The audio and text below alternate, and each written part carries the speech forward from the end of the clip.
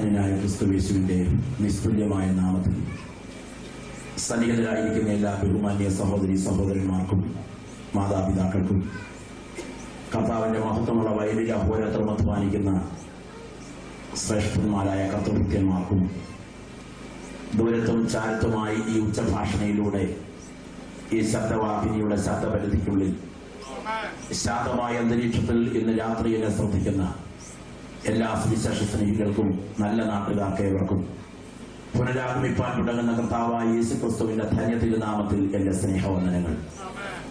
ദൈവവചനവും യേശുക്രിസ്തുവിന്റെ സാക്ഷ്യവും നിമിത്തം വീണ്ടും ഈ കൂടിവരവിൽ ഈ യോഗത്തിൽ നിങ്ങളുടെ മധ്യത്തിൽ നിൽക്കുവാൻ സർവകൃപാലുവായ കർത്താവ് സാവകാശം നൽകിയതോർത്ത് ഞാൻ കർത്താവിന് മഹത്വം അർപ്പിക്കുന്നതോടൊപ്പം യേശുക്രിസ്തുവിനെ കുറിച്ചുള്ള ഒരു വിളംബരത്തിന് ഇപ്രകാരം ഇവിടെ അവസരമൊരുക്കിയ ഈ ആത്മീയ ശുശ്രൂഷകൾക്ക് അഭിഷിക്തമായി നേതൃത്വം നൽകുന്ന ഞാൻ ജ്യേഷ്ഠ സഹോദരത്തിനെയും സ്നേഹിക്കുന്ന കർത്താവിൽ പ്രസിദ്ധനായ ബഹുമാന്യനായ ജോൺസൺ ഡാനിയൽ അവറുകൾ, അദ്ദേഹത്തോടൊപ്പം ഈ ശുശ്രൂഷയുടെ വിവിധ മുഖങ്ങളിൽ അധ്വാനിക്കുന്ന ആദരണീയരായ കർത്തൃദാസന്മാർ, അവർക്ക് വിശേഷ കൃതജ്ഞത പ്രകാശിപ്പിക്കട്ടെ.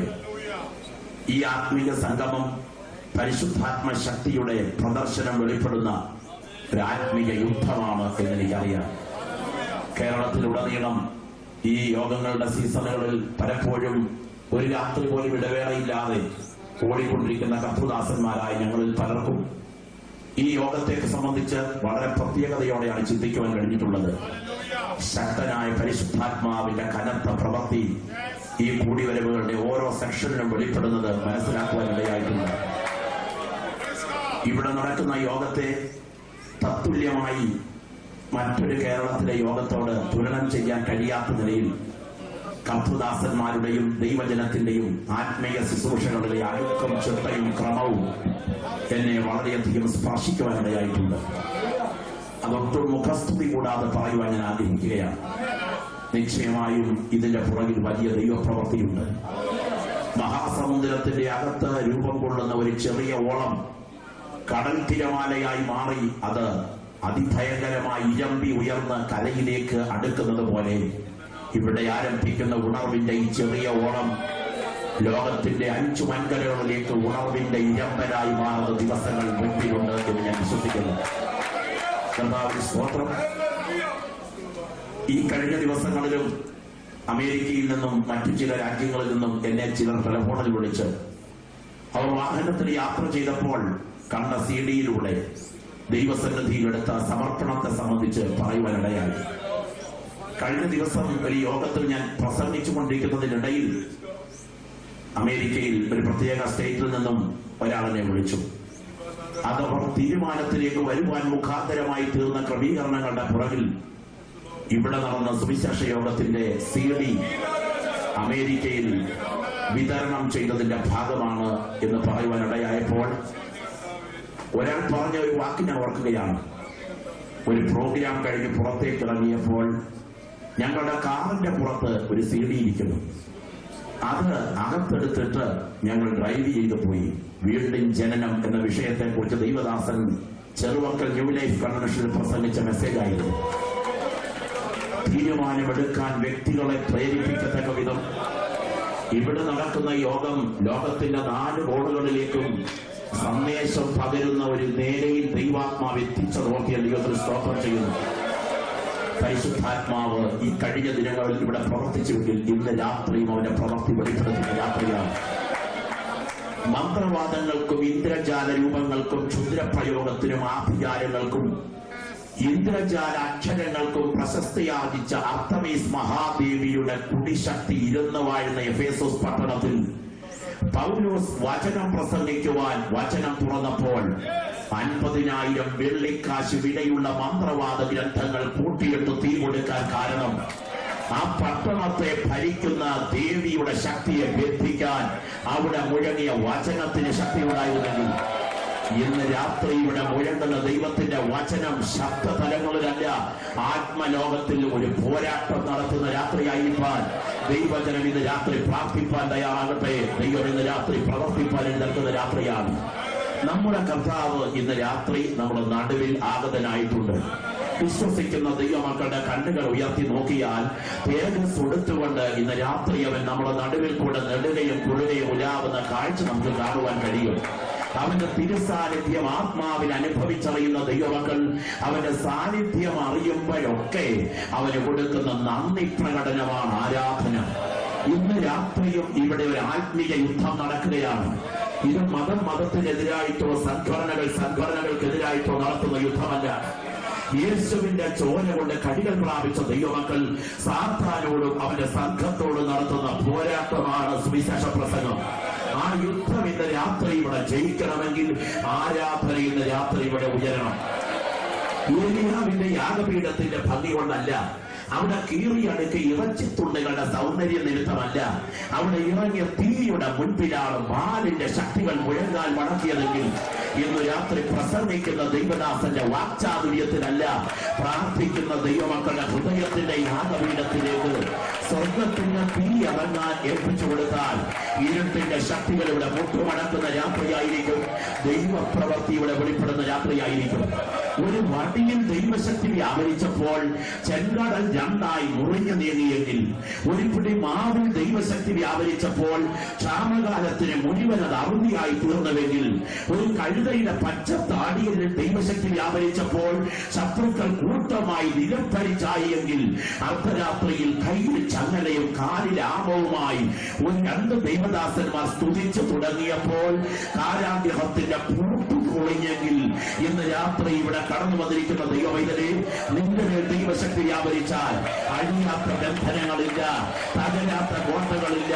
വിശ്വസിക്കുന്നവരിൽ വ്യാപരിക്കുന്ന ദൈവകൃപയുടെ അളവറ്റ വലിപ്പം വീശി അടിക്കുന്ന ഒരു കാറ്റ് പോലെ, പെയ്തിറങ്ങുന്ന ഒരു മഴ പോലെ ഇന്ന് രാത്രി അവത്തിൽ പെരുകി പ്രവഹിക്കാൻ കൃപ പ്രാപിച്ച ദൈവമക്കൾ പ്രാർത്ഥിപ്പാൻ തയ്യാറാകട്ടെ. ദൈവം ഇന്ന് രാത്രി പ്രവർത്തിപ്പാൻ എഴുന്നേൽക്കുന്ന രാത്രിയാണ്.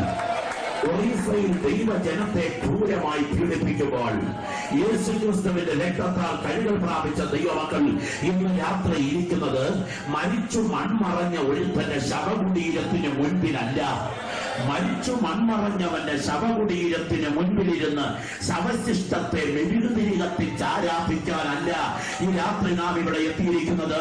മരണത്തെ ജയിച്ചുയർത്തെഴുന്നേറ്റ് തേജസ്സോടെ തന്റെ ജനത്തിന് നടുവിൽ ഉലാവുന്ന കർത്താവിനെ ആത്മാവിൽ കണ്ടുകൊണ്ട് ഈ രാത്രി കൃപ പ്രാപിച്ച ദൈവമക്കൾ അവന് ജയഘോഷം അർപ്പിച്ചുകൊണ്ടിരിക്കുകയാണെങ്കിൽ അവന്റെ കരം ഈ രാത്രി പ്രാർത്ഥനാ വിഷയങ്ങളെ തൊടുന്ന രാത്രിയാണ്. കത്തി തൊടാതെ ശസ്ത്രക്രിയ നടത്താൻ കഴിവുള്ള ദൈവപുത്രന്റെ കരം ഇന്ന് രാത്രി ഇവിടെ ചലിച്ചുകൊണ്ടിരിക്കുകയാണ്. ഈ രാത്രി ഈ യോഗം ഇവിടെ നടക്കുമ്പോൾ ഇവിടെ മാത്രമല്ല, ഒറീസയുടെ മേഖലയിലേക്ക് ദൈവശക്തി വ്യാപരിക്കണം. ദൈവഗുണത്തെ വാഴാൻ അനുവദിക്കാത്ത ഇരുട്ടിന്റെ ശക്തികൾ ആധിപത്യം പുലർത്തുന്ന ആ മേഖലയിലേക്ക് പ്രാർത്ഥിക്കുന്ന ദൈവമക്കളുടെ അധരങ്ങളിൽ നിന്നും ആത്മിക പോരാട്ടത്തിന്റെ തീയമ്പുകൾ പെയ്തുറങ്ങുന്ന രാത്രിയായിരിക്കാൻ ജീവൻ പ്രാപിച്ച ദൈവമക്കൾ പ്രാർത്ഥിക്കാൻ തയ്യാറാകട്ടെ. ദൈവത്തിന്റെ കരടി രാത്രിയുടെ ചലിക്കുകയാണ്. ഈ രാത്രി എല്ലാ കണ്ണുകളും അടയേണ്ട ദൈവസന്നിധിയിൽ എല്ലാ അധരങ്ങളും സ്തോത്രത്തോടെ ചലിക്കട്ടെ. സന്നിധിയിൽ ഗ്ലോറി ഹല്ലേലൂയ ഹല്ലേലൂയ. എല്ലാവരും പ്രാർത്ഥനാ നിരതരായിക്കട്ടെ. Glory hallelujah. ശബ്ദം ഉയരട്ടെ ദൈവസന്നിധിയിൽ. എല്ലാവരുടെ അധരങ്ങളുടെ പ്രാർത്ഥനയുടെ ശബ്ദം ദൈവത്തിലേക്ക് ഉയരട്ടെ. ഇന്ന് രാത്രി ഞാൻ വിശ്വസിക്കുന്നു, ഇത്രയും ദൈവമക്കൾ ഈ രാത്രി പ്രാർത്ഥനയിൽ ജാഗരിച്ചു കൊണ്ടിരിക്കുമ്പോൾ ഒരു ആത്മീയ പോരാട്ടം ഇവിടെ നടന്നുകൊണ്ടിരിക്കുകയാണ്. നമുക്ക് പോരാട്ടമുള്ളത് ജഡരക്തങ്ങളോടല്ല, വാഴ്ചകളോടും അധികാരങ്ങളോടും ഈ അന്ധകാര ലോകത്തിന്റെ അധിപതികളോടും സ്വർലോക ദുഷ്ടാത്മ സേനകളോടുമാണ്.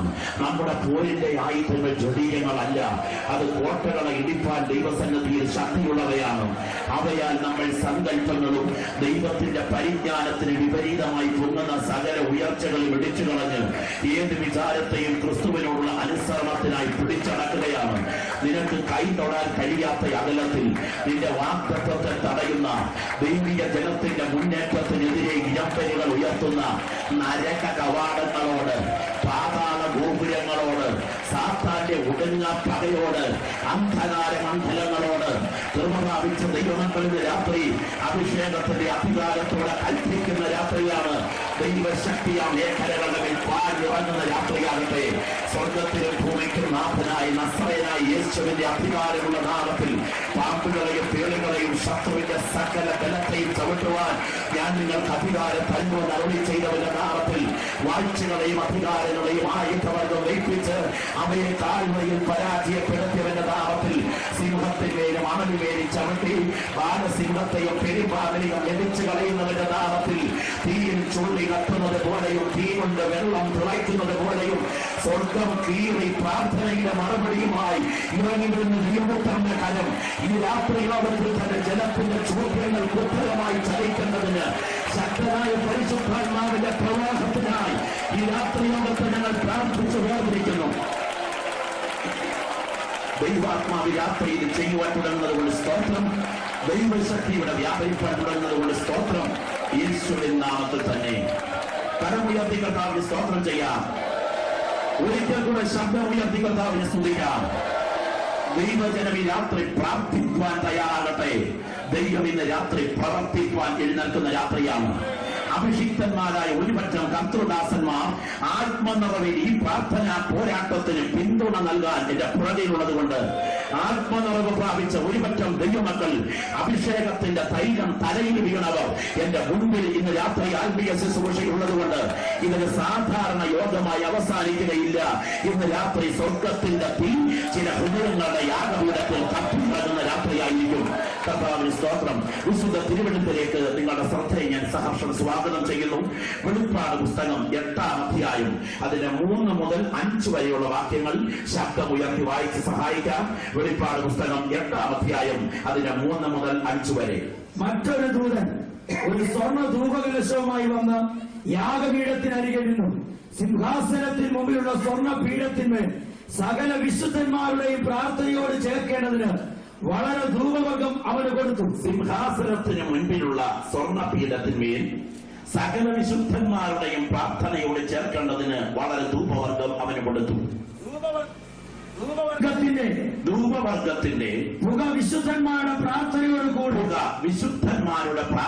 കൂടെ ദൂതന്റെ കയ്യിൽ നിന്ന് ദൈവസന്നിധിയിലേക്ക് കയറി ദൂതൻ ധൂപകലശമെടുത്ത് യാഗപീഠത്തിലെ കനൽ നിറച്ച് ഭൂമിയിലേക്ക് എറിഞ്ഞു. ഉടനെ ഇടിമുഴക്കവും നാദവും മിന്നലും ഭൂകമ്പവും ഉണ്ടായി. വളരെ പ്രാർത്ഥനയോടുകൂടെ ഇന്ന് രാത്രി നിങ്ങൾ തിരുവെഴുത്തുകളുടെ മുൻപിലായിരിക്കുക. നമ്മെ രക്ഷയിലേക്ക് നയിച്ച ഘടകം ദൈവത്തിന്റെ വചനം ജഡമെടുത്ത ക്രിസ്തുവാണെങ്കിൽ, നമ്മെ രക്ഷയിൽ നിലനിർത്തുന്ന ഘടകം വചനം അക്ഷരത്തിലായ തിരുവെഴുത്താണ്. നമ്മുടെ അണ്ണാക്കിനെ മധുരിപ്പിക്കുന്ന തേനായ, നമ്മുടെ ഉദരത്തിന് ബലം തരുന്ന പാലായ, നമുക്കെതിരെ വരുന്ന ശത്രുവിനെതിരെ ഊഴിവെട്ടുവാൻ നമ്മുടെ കയ്യിലെ പടവാളായ, ശത്രുവിന്റെ തീയമ്പുകളെ തകർക്കാൻ നമ്മുടെ കയ്യിലെ പരിചയായ, കൃപ പ്രാപിച്ച ദൈവവൈദ്യനെ നിനക്ക് കവചമായ ദൈവത്തിന്റെ വചനം ഇന്ന് രാത്രി ഒരു പോർക്കളത്തിലെ ആയുധമായി മാറുന്ന രാത്രിയാകട്ടെ. വിശുദ്ധ വേദപുസ്തകം പിതാവായ ദൈവത്തിന്റെ മുൻനിർണയ പ്രകാരം യേശുക്രിസ്തുവിന്റെ രക്തത്താൽ പരിശുദ്ധാത്മാവ് പണിതുകൊണ്ടിരിക്കുന്ന ദൈവത്തിന്റെ തിരുസഭയുടെ ഉദ്ഘാടനം സെഹിയോൻ മാളികമുറിയിൽ വ്യക്തമാക്കുന്നുണ്ട്. യേശുക്രിസ്തുവിന്റെ കാൽവറി ബലിമരണത്തിലൂടെ തുടക്കം കുറിച്ച ദൈവത്തിന്റെ തിരുസഭ സഹിയോൻ മാളികമുറിയിലെ ആത്മപകർച്ചയിലൂടെ ഉദ്ഘാടനം ചെയ്യപ്പെട്ടതോടുകൂടെ അന്ധകാര ശക്തികൾ ഇതിനെതിരെ അടിയിളകി ഉലഞ്ഞുയർന്നു. അടങ്ങിയിരിക്കുവാനാവതില്ലാതെ അന്നത്തെ അധികാരവൃന്ദത്തെ ആവാഹിച്ചു. അതിനൊരുങ്ങാത്ത, ആയുധമെടുക്കാത്ത, അധികാരമില്ലാത്ത സഹനപ്രതീകങ്ങളായ ദൈവമക്കളെ തല്ലിച്ചതയ്ക്കുവാൻ, മർദ്ദിച്ചൊതുക്കുവാൻ ഇന്ന് ഉറൈസയിൽ നടക്കുന്നത് പോലെ കരുണയുടെ കണിക പോലും കാണിക്കാതെ കാഠിന്യത്തിന്റെ കൽച്ചക്കിലിട്ട് അരച്ചു മാറ്റാൻ യഹൂദേതര മതങ്ങൾ, റോമൻ ചക്രവർത്തിമാർ ഭ്രാന്തനും ക്രൂരരുമായി രംഗത്തിറങ്ങിയ പ്രാരംഭ കാലഘട്ടം. അതകല്ലിലേക്ക് തല കയറ്റി വെച്ച് കൂടം കൊണ്ട് തല തല്ലി പൊട്ടിച്ചു. വായിലൂടെ വെള്ളം അടിച്ചു കയറ്റി ഉദരം വീർപ്പിച്ച് മലർത്തി കിടത്തി കുതിരയെ കൊണ്ട് വയറ് ചവിട്ടി പൊട്ടിച്ചു. വടവൃക്ഷങ്ങളുടെ കൊമ്പുകൾ ചെമ്പ് ചങ്ങലകൾ കൊണ്ട് വലിച്ചടുപ്പിച്ച് കൈകാലുകൾ അതിൽ ചേർത്ത് കെട്ടി ചങ്ങലകളുടെ ബന്ധനം അഴിച്ചുവിടുമ്പോൾ ശരീരഭാഗങ്ങൾ രണ്ട് വൃക്ഷക്കൊമ്പുകളിലും മുറിഞ്ഞു തൂങ്ങിയാടിയും മുപ്പല്ലി കൊണ്ട് ശരീരം കുത്തി ഉയർത്തി തീച്ചടത്തിട്ട് ദഹിപ്പിച്ചു അലറിയെടുക്കുന്ന ഘോര ജന്തുക്കൾക്ക് വിശുദ്ധന്മാരെ ഊണിന് വലിച്ചെറിഞ്ഞു കൊടുത്തും വെട്ടിത്തിളങ്ങുന്ന പറവാട് കൊണ്ട് ഭക്തന്മാരുടെ കഴുത്ത് വെട്ടി അരിഞ്ഞും വിശുദ്ധന്മാരെ കൊണ്ടുകൂട്ടുമ്പോൾ അലറിയെടുക്കുന്ന ഘോര ജന്തുക്കൾക്ക് മുൻപിലും വെട്ടിത്തിളങ്ങുന്ന പറവാടുകൾക്ക് മുൻപിലും ചിരിക്കുന്ന മുഖഭാവത്തോടെ നിൽക്കാൻ നമ്മുടെ പിതാക്കന്മാർക്ക് കഴിഞ്ഞതിന്റെ കാരണം ഈ രാത്രി കൃപ പ്രാപിച്ച ദൈവമേ, മരണത്തിനപ്പുറത്ത് കടന്നു പോകുന്ന ചലിക്കുന്ന പ്രത്യാശ ജീവൻ പ്രാപിച്ച ദൈവമക്കളുടെ അകത്ത് തിളങ്ങുന്നതുകൊണ്ടാണ് ഇതിനെ ബന്ധിക്കാൻ ഒരു ശക്തിക്ക് സാധ്യമല്ല. എന്റെ പിന്നാലെ ഒരുവൻ വരുന്നു, അവന്റെ ചെരുപ്പിന്റെ വാറ് കുലിഞ്ഞഴിപ്പാൻ ഞാൻ യോഗ്യനല്ലെന്ന് പറഞ്ഞ വിത്തിരിച്ച് യോഗം ചെയ്താൽ അവന്റെ കഴുത്തറത്ത് താലത്തിലെത്തിച്ചാൽ പ്രസംഗം തോറ്റെന്നല്ലേ അന്നത്തെ അധികാരികൾ വിചാരിച്ചത്. പക്ഷേ അഭിഷിക്തന്റെ കഴുത്ത് മുറിഞ്ഞ് പാത്രത്തിൽ വന്നാൽ പ്രസംഗം തോറ്റില്ല. പ്രസംഗത്തിന്റെ ആകെ പൊരുൾ പുറകെ വരുന്നുണ്ട് പ്രസംഗിക്കാൻ. അവനെ കാൽവറിയിൽ ഒതുക്കിയാൽ, കല്ലറയിൽ തകർത്താൽ, കല്ലറയ്ക്കുള്ളിൽ കല്ലുകൾ ചടച്ച് സാമ്രാജ്യ ശക്തികളെ നിങ്ങൾ അവന്റെ കുഴിമാടത്തിന് കാവൽ നിന്നാൽ എന്റെ നാഥന്റെ പ്രസംഗം കല്ലറ കൊണ്ട് തീരില്ല. അവൻ കല്ലറയെ തകർത്ത് മൂന്നാം നാൾ ഉയർക്കും. അവനെ പിടിച്ചൊതുക്കാൻ കല്ലറയ്ക്ക് സാധ്യമല്ല. അവൻ ഇവിടുന്ന് പോയാൽ പ്രസംഗം തീരുമോ? ഇല്ലെന്നേ. സഹോദരൻ യാക്കോബിൽ നിനക്ക് പ്രസംഗിക്കാൻ. യാക്കോബിനെ വാളുകൊണ്ട് കൊന്നാൽ നിനക്ക് പ്രസംഗം തീർക്കാമോ? ഹേരോദാവേ, പറ്റില്ല. വാളുകൊണ്ട് കൊന്നാൽ എന്റെ ദൈവം ഇവിടെ ഒരു സ്തേഫാനോസിനെ എഴുന്നേൽപ്പിച്ച് പ്രസംഗിക്കാൻ. ആ കർത്തൃദാസനെ എറിഞ്ഞു കൊന്നാൽ നിനക്ക് പ്രസംഗം തീർക്കാമോ? പറ്റില്ല. എറിഞ്ഞു കൊന്നാൽ എറിയാൻ സമ്മതം കൊടുത്ത് വസ്ത്രം സൂക്ഷിക്കുന്ന ശൗലേ, നിന്നെ കൊണ്ട് സ്വർഗം ഇങ്ങോട്ട് പ്രസംഗിപ്പിക്കും. ഇന്ന് രാത്രിയിൽ വിശ്വസിക്കുന്ന എത്ര ദൈവമക്കൾ ഇവിടെയുണ്ട്? ഇടിക്കാൻ ആയുധം എടുത്തവനെ കൊണ്ട് പണിയിക്കാൻ കഴിവുള്ളവനാണ് നാം സേവിക്കുന്ന ദൈവമെങ്കിൽ, തകർക്കാൻ ആയുധം ഉയർത്തിയവനെ കൊണ്ട് ഇത് പ്രസംഗിപ്പിക്കാൻ ഞങ്ങൾ സേവിക്കുന്ന ദൈവത്തിന് കഴിയും. ആ കർത്തൃദാസന്റെ കഴുത്ത് ഓസ്തിയൻ പാതയിൽ കുടിച്ചു നിർത്തി വെട്ടി മാറ്റിയാൽ ഇവിടെ പ്രസംഗം തീരില്ല. അതിന്റെ പുറകെ ഒരു തീമത്യോസിനെ ദൈവം എഴുന്നേൽപ്പിച്ച് പ്രസംഗിക്കാൻ. ആ കർത്തൃദാസനെ ഉമിത്തിയിൽ നീട്ടിക്കൊന്നാൽ പ്രസംഗം തീരില്ല. സിംഗ്ലി, മാർട്ടിൻ ലൂഥർ, കാൽവിൻ, ആയിരങ്ങളെ ദൈവം ഇവിടെ എഴുന്നേൽപ്പിച്ച് പ്രസംഗിക്കാൻ. അവരെല്ലാം മരിച്ചു മൺമറഞ്ഞാൽ പ്രസംഗം തീരില്ല. സെയിൽസിനെ പോലെയുള്ള വിശുദ്ധന്മാരെ ദൈവം ഈ മണ്ണിൽ നിർത്തി പ്രസംഗിക്കാൻ. അവരെ ചുട്ടുകൊന്നാൽ ഇവിടെ പ്രസംഗം തീരില്ല. ഞങ്ങളെ പോലെയുള്ളവരെ ദൈവം ഇവിടെ നിർത്തി പ്രസംഗിക്കാൻ. ഞങ്ങളുടെ കഴുത്തറപ്പ് നിലത്തിട്ട് തട്ടിയാൽ ഈ പ്രസംഗം ഇവിടെ അവസാനിക്കില്ല.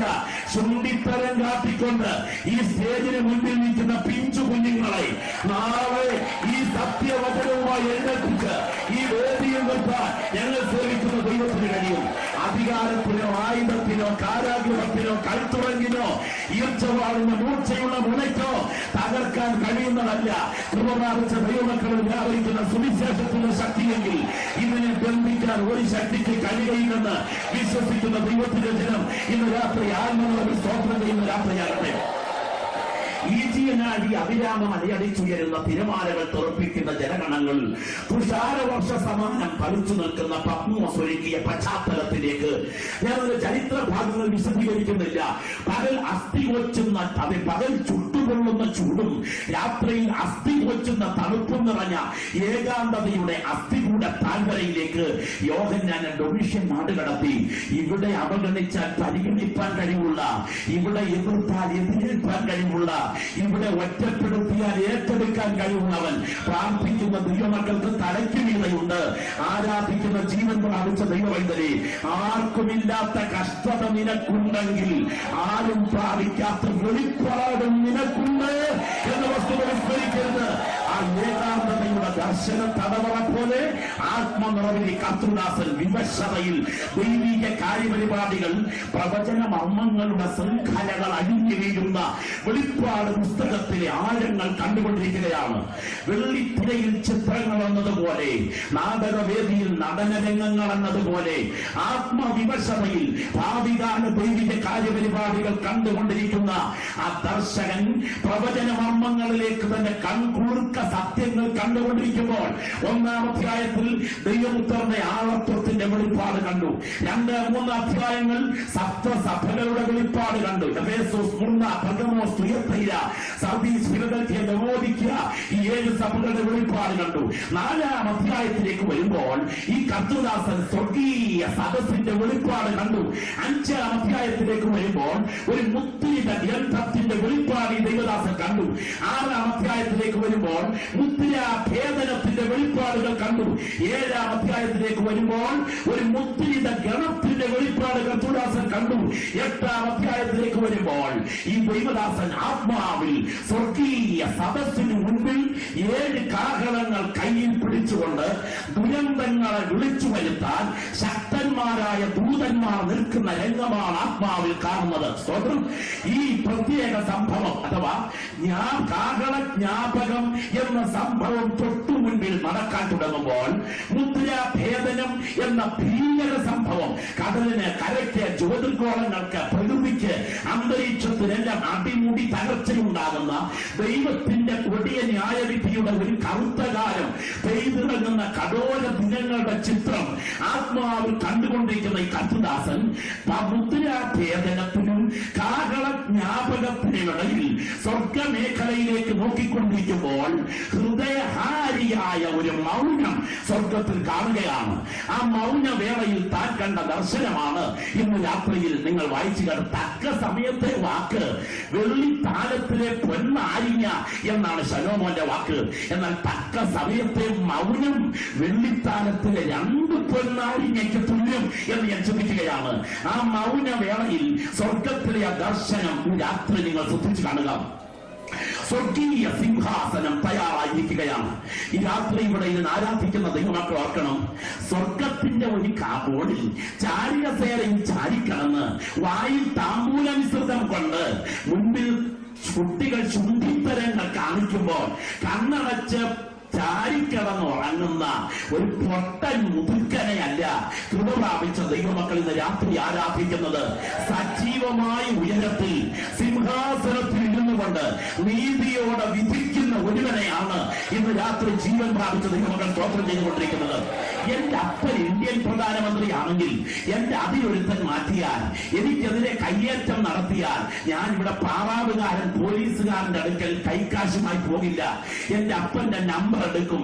24 മണിക്കൂർ കൊണ്ട് ഡൽഹിയിൽ നിന്ന് എന്റെ അപ്പൻ ഇന്ത്യൻ പ്രധാനമന്ത്രിയാണെങ്കിൽ എന്റെ വിഷയത്തിന് നടപടി ഉണ്ടാകുമെങ്കിൽ നാം ആരാധിക്കുന്ന നമ്മുടെ അപ്പച്ചൻ ഇന്ത്യൻ പ്രധാനമന്ത്രിയേക്കാൾ വലിയവനാണെന്ന് വിശ്വസിക്കുന്ന ദൈവമൈനരെ ഇവിടെ ഇങ്ങനെ സ്തോത്രം ചെയ്തുകൊണ്ടിരിക്കുമ്പോൾ ഉയരത്തിൽ ഒരുത്തൻ സിംഹാസനത്തിലുണ്ട് എന്ന ബോധ്യത്തോടുകൂടെ ആത്മാവിൽ ആരാധിക്കുന്ന രാത്രിയാകട്ടെ. സ്തോത്രം. അത് ഇട്ടിത്തടി കൊണ്ടുള്ള സിംഹാസനമല്ല, ആനക്കൊമ്പിൽ തീർത്ത സിംഹാസനമല്ല, വൈഭൂര്യ രത്നം കൊണ്ട് തീർത്ത സിംഹാസനമല്ല. പിന്നെ ആ സിംഹാസനം തനി തീയിൽ തീർത്ത സിംഹാസനമാണ്.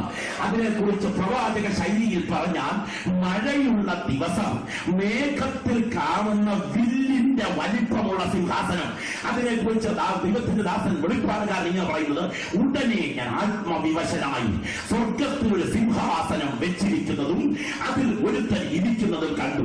ഇരിക്കുന്നവൻ കാഴ്ചയ്ക്ക് സൂര്യകാന്തത്തിനും പത്മരാഗത്തിനും സദൃശൻ. സിംഹാസനത്തിന് ചുറ്റിനും കാഴ്ചയ്ക്ക് മരതകത്തിന് തുല്യമായ പച്ചവില്ല്. സിംഹാസനത്തിന് മുൻപിൽ പളുങ്കിനൊത്ത ഒരു കണ്ണാടി കടൽ. സിംഹാസനത്തിന് ചുറ്റിനും 24 പരിമിതമായ സിംഹാസനങ്ങൾ. അതിൽ വെള്ളയുടുപ്പ് ധരിച്ച് തലയിൽ പൊൻകിരീടം വഹിച്ച 24 മൂപ്പന്മാർ. സിംഹാസനത്തിന് നടുവിലും സിംഹാസനത്തിന് ചുറ്റിനും അകത്തും പുറത്തും കണ്ണു നിറഞ്ഞിരിക്കുന്ന 4 വിചിത്ര ജീവികൾ. സിംഹാസനത്തെ രാത്രി നിങ്ങൾ ശ്രദ്ധിക്കുക, അത് നട്ടുപോട്ട് ചെയ്ത് വെച്ചിരിക്കുകയല്ല, അത് അവർ ഉറപ്പിച്ചിരിക്കുകയുമല്ല. ദാനിയേലിന്റെ ശൈലിയിൽ പറഞ്ഞാൽ അതിന് രഥചക്ര ചക്രങ്ങളുണ്ട്. പറയുന്നതിന്റെ അർത്ഥം ഇത്രയേ ഉള്ളൂ. തലയിൽ തതേൽ ഈ ദേഹത്ത് ആ സൂര്യകാന്ത പത്മരാഗ രത്നപ്രഭ മിന്നിത്തിളങ്ങുമ്പോൾ തലയുടെ മുകളിൽ ഒരു മരതക രത്നം, പച്ചരത്നം വൃത്താകൃതിയിൽ ജ്വലിച്ചു കത്തുമ്പോൾ മരതകരത്നപ്രഭയും സൂര്യകാന്ത പത്മരാഗ രത്ന തേജസ്സും മുൻപിലത്തെ പളുങ്കിനൊത്ത കണ്ണാടിക്കടലിൽ തട്ടി പ്രതിഫലിച്ച് സ്വർഗം മുഴുവൻ ജ്വലിച്ചു കത്തി നിൽക്കുമ്പോൾ ഈ സിംഹാസനം രഥചക്രങ്ങൾ ഉള്ള സിംഹാസനം എന്നാണ് ദാനിയേൽ പ്രവാചകൻ പറയുന്നത്. എന്തിനാ രഥചക്രം? തലയിൽ പൂഴി വാരിയിട്ട് നിലവിളിക്കുന്ന ഒരു മൊർദെഖായിയും മുട്ടുമടക്കി കരയുന്ന ഒരു എസ്തേറും ഉണ്ടെങ്കിൽ നിന്റെ പ്രാർത്ഥനയ്ക്ക് മറുപടി കൊടുക്കാൻ, നിനക്കെതിരെ കഴുകുമരം ഉയർത്തിയവരെ കൈകാര്യം ചെയ്യാൻ, നിന്റെ പ്രാർത്ഥനാ മേഖലയിലേക്ക് പറന്നിറങ്ങാൻ കഴിവുള്ള ഒരു സിംഹാസനസ്ഥനെയാണ് രാത്രി ആരാധിച്ചിട്ടുണ്ടെങ്കിൽ അവർ ഉയരത്തിൽ സിംഹാസനത്തിൽ തയ്യാറായിരിക്കുകയാണ്. സിംഹാസനത്തിന് മുൻപിലേക്ക് ഒരു ദൂതൻ അടുത്തു വരുന്ന രംഗം നിങ്ങൾ കാണുക. ആ ദൂതൻ അടുത്തു വരുമ്പോൾ ഈ ദൂതന്റെ കയ്യിൽ ഒരു ധൂപകലശം ഇരിപ്പുണ്ട്. ആ ദൂതന്റെ ധൂപകലശത്തിനകത്തേക്ക് ഇതാ സിംഹാസനത്തിന് മുൻപിലുള്ള ധൂപപീഠത്തിന്മേൽ നിന്ന് അഥവാ സ്വർണ്ണപീഠത്തിൽ നിന്ന് ധൂപചൂർണം കൊടുക്കുകയാണ്. ഈ ധൂപചൂർണത്തോടുകൂടെ യാഗപീഠത്തിലെ കനൽ കൂടെ നിറയ്ക്കാൻ അനുവാദം കൊടുക്കുന്നു. ദൈവജനം ശ്രദ്ധിച്ചു കേൾക്കുക. അങ്ങനെ ധൂപകലശത്തിനകത്തേക്ക് ധൂപചൂർണവും വിശുദ്ധന്മാരുടെ പ്രാർത്ഥനയടങ്ങിയ ഈ ധൂപകലശത്തിലേക്ക് യാഗപീഠത്തിലെ കനൽക്കട്ടകളും നിറഞ്ഞു കഴിഞ്ഞപ്പോൾ ഈ ധൂപകലശം പുകയാൻ തുടങ്ങി. ഇങ്ങനെയാണ് എഴുതിയിരിക്കുന്നത്. ഉടനെ ഒരു ദൂതൻ ധൂപകലശവുമായി യാഗപീഠത്തിനരികെ വന്നു. സിംഹാസനത്തിന് മുൻപിലുള്ള സ്വർണ്ണപീഠത്തിന്മേൽ സകല വിശുദ്ധന്മാരുടെയും പ്രാർത്ഥനയോട് ചേർക്കേണ്ടതിന് വളരെ ധൂപവർഗം അവന് കൊടുത്തു. ധൂപവർഗത്തിന്റെ പുക വിശുദ്ധന്മാരുടെ പ്രാർത്ഥനയോടുകൂടെ ദൂതന്റെ കയ്യിൽ നിന്ന് ദൈവസന്നിധിയിലേക്ക് കയറി. ദൂതൻ ധൂപകലശമെടുത്ത് യാഗപീഠത്തിലെ കനൽ നിറച്ച് ഭൂമിയിലേക്ക് എറിഞ്ഞു. ഉടനെ ഇടിമുഴക്കവും മിന്നലും നാദവും ഭൂകമ്പവും ഉണ്ടായി. ഒരിക്കൽ കൂടെ ശ്രദ്ധിക്കുക. ധൂപകലശത്തിനകത്ത് വിശുദ്ധന്റെ പ്രാർത്ഥനയാണ്. അതിനകത്തേക്ക് യാഗപീഠത്തിന്റെ കനൽ തൊട്ട് കഴിഞ്ഞപ്പോൾ ഈ ധൂപകലശം ഒരു സ്ഫോടക വസ്തുവായി മാറുകയാണ്. ഈ സ്ഫോടക വസ്തു ഭൂമിയിലേക്ക് എറിഞ്ഞപ്പോൾ ഈ ഭൂമി നിന്ന് ഞെട്ടി വിറയ്ക്കുകയാണ്. രാത്രി പ്രാർത്ഥിക്കുന്ന ദൈവജനത്തിന്റെ മുഖത്ത് നോക്കി ഞാൻ പറയട്ടെ, വിശുദ്ധന്റെ പ്രാർത്ഥനയ്ക്കകത്ത് സ്വർഗത്തിന്റെ തീ തൊട്ടാൽ അത്ഭുതത്തിന്റെ പൊട്ടിത്തെറി ഇന്ന് രാത്രിയും ഉണ്ടാകും. വിശ്വസിക്കുന്ന ദൈവത്തിൽ ആത്മാവിൽ കാണുക. നിന്റെ പ്രാർത്ഥനയ്ക്കകത്ത് സ്വർഗത്തിന്റെ തീ തൊട്ടാൽ ഇന്ന് രാത്രി അത്ഭുതത്തിന്റെ പൊട്ടിത്തെറി ഉണ്ടാകും. ദൈവത്തിന് സ്തോത്രം. നിന്റെ പ്രാർത്ഥന അധര ചർവണമല്ല. നിന്റെ പ്രാർത്ഥന വാക്കുകളുടെ നയാഗ്ര പ്രവാഹമല്ല. നിന്റെ പ്രാർത്ഥന ഭാഷയുടെ കുത്തൊഴുക്കല്ല. കൃപ പ്രാപിച്ച ദൈവവൈതലെയും നിന്റെ പ്രാർത്ഥനയ്ക്കകത്തേക്ക് സ്വർഗത്തിന്റെ തീ തൊടാൻ ഇന്ന് രാത്രി ഏൽപ്പിച്ചു കൊടുക്കാൻ നിനക്ക് കഴിയുമോ? പരിശുദ്ധാത്മാവ് വിഷയത്തെ ഏറ്റെടുക്കാൻ തുടങ്ങുകയാണ്. പരിശുദ്ധാത്മാവ് വിഷയത്തെ ഏറ്റെടുക്കാൻ തുടങ്ങുകയാണ്. നമ്മുടെ പ്രാർത്ഥന നമുക്ക് എല്ലാവർക്കും പ്രാർത്ഥിക്കാൻ അറിയാം. പക്ഷേ നമ്മുടെ പ്രാർത്ഥന നമ്മെ പ്രയോഗത്തിൽ അവസാനിക്കുന്ന പ്രാർത്ഥനയാണ്. എന്റെ കുഞ്ഞിന്റെ കാര്യത്തിൽ പ്രവർത്തിക്കണമേ, പാസ്പോർട്ട് ലഭിക്കാനിടയാകണമേ, വിസ കിട്ടാനിടയാകണമേ. അവസാനത്തെ പ്രയോഗം മാത്രം ഒന്ന് അടർത്തിയെടുത്ത് പരിശോധിച്ചാൽ നമ്മേ എന്നാണ് ഈ പ്രാർത്ഥനയ്ക്കകത്ത് വരുന്നത്. എന്നാൽ നിന്റെ പ്രാർത്ഥന അധര ചർവണമാകരുത്. അത് കേവലം ഭാഷാ പ്രയോഗമാകരുത്. അത് ധൂപകലശം കലർത്തിയ ധൂപവർഗം കലർത്തിയ പ്രാർത്ഥനയായിരിക്കണം. എന്താ പ്രാർത്ഥനയെ സ്ഫോടക വസ്തുവായി മാറാൻ കാരണം? നമുക്കറിയാം യുദ്ധമേഖലയിൽ എങ്ങനെയാണ് ബോംബിംഗ് സ്ഫോടനം നടക്കുന്നത് കണ്ടിട്ടുണ്ടോ? അതിങ്ങനെയാണ്. വലിയ റഡാർ സിസ്റ്റം അവിടെ ഇരിപ്പുണ്ട്. ഗ്രിൽ പോസ്റ്റിൽ ഉയർന്നു നിൽക്കുന്ന റഡാർ സിസ്റ്റത്തിൽ നിന്നും ഇലക്ട്രോണിക് തരംഗങ്ങൾ ഇങ്ങനെ പെയ്തു പോയിക്കൊണ്ടിരിക്കുകയാണ്. ഏതെങ്കിലും ഒരു ചാരവിമാനം ഈ യുദ്ധമേഖലയിൽ വെടിവെക്കാൻ വേണ്ടി വ്യോമപാളികൾക്കിടയിലൂടെ ഊളിയിട്ട് കയറിയാൽ ഈ യുദ്ധവിമാനത്തിന്റെ പുറം സ്കെച്ചിലേക്ക്, ഈ ചാരവിമാനത്തിന്റെ പുറം സ്കെച്ചിലേക്ക് ഇതിന്റെ തരംഗങ്ങൾ ചെന്ന് പതിക്കും. അതിന്റെ പുറം സ്കെച്ച് സ്കാൻ ചെയ്ത് ഉടനെ തന്നെ കമ്പ്യൂട്ടർ റൂമിലേക്ക് അത് അയക്കും. കമ്പ്യൂട്ടർ റൂമിൽ യന്ത്രവൽകൃത പീരങ്കിയുടെ നിർദ്ദേശമനുസരിച്ച് അത് സ്കാൻ ചെയ്ത യന്ത്രവൽകൃത പീരങ്കിക്ക് ഓർഡർ നൽകിയാൽ കമ്പ്യൂട്ടറിൽ നിന്നുള്ള ഓർഡർ സ്വീകരിക്കുന്ന യന്ത്രവൽകൃത പീരങ്കി കൃത്യമായി മുകളിലേക്ക് കുഴലുയർത്തും. കുഴലുയർത്തിക്കഴിഞ്ഞാൽ വെടി ഉതിർക്കും. ഉതിർന്നാൽ ചാരവിമാനം വെടിയേറ്റ് നിലത്ത് വീഴും. ഇത് നടക്കുന്നത് ഗാർഗിലിലോ യുദ്ധമേഖലയിലോ മാത്രമല്ല, ഇത് നിന്റെ പ്രാർത്ഥനാ മുറിയിലും നടക്കും.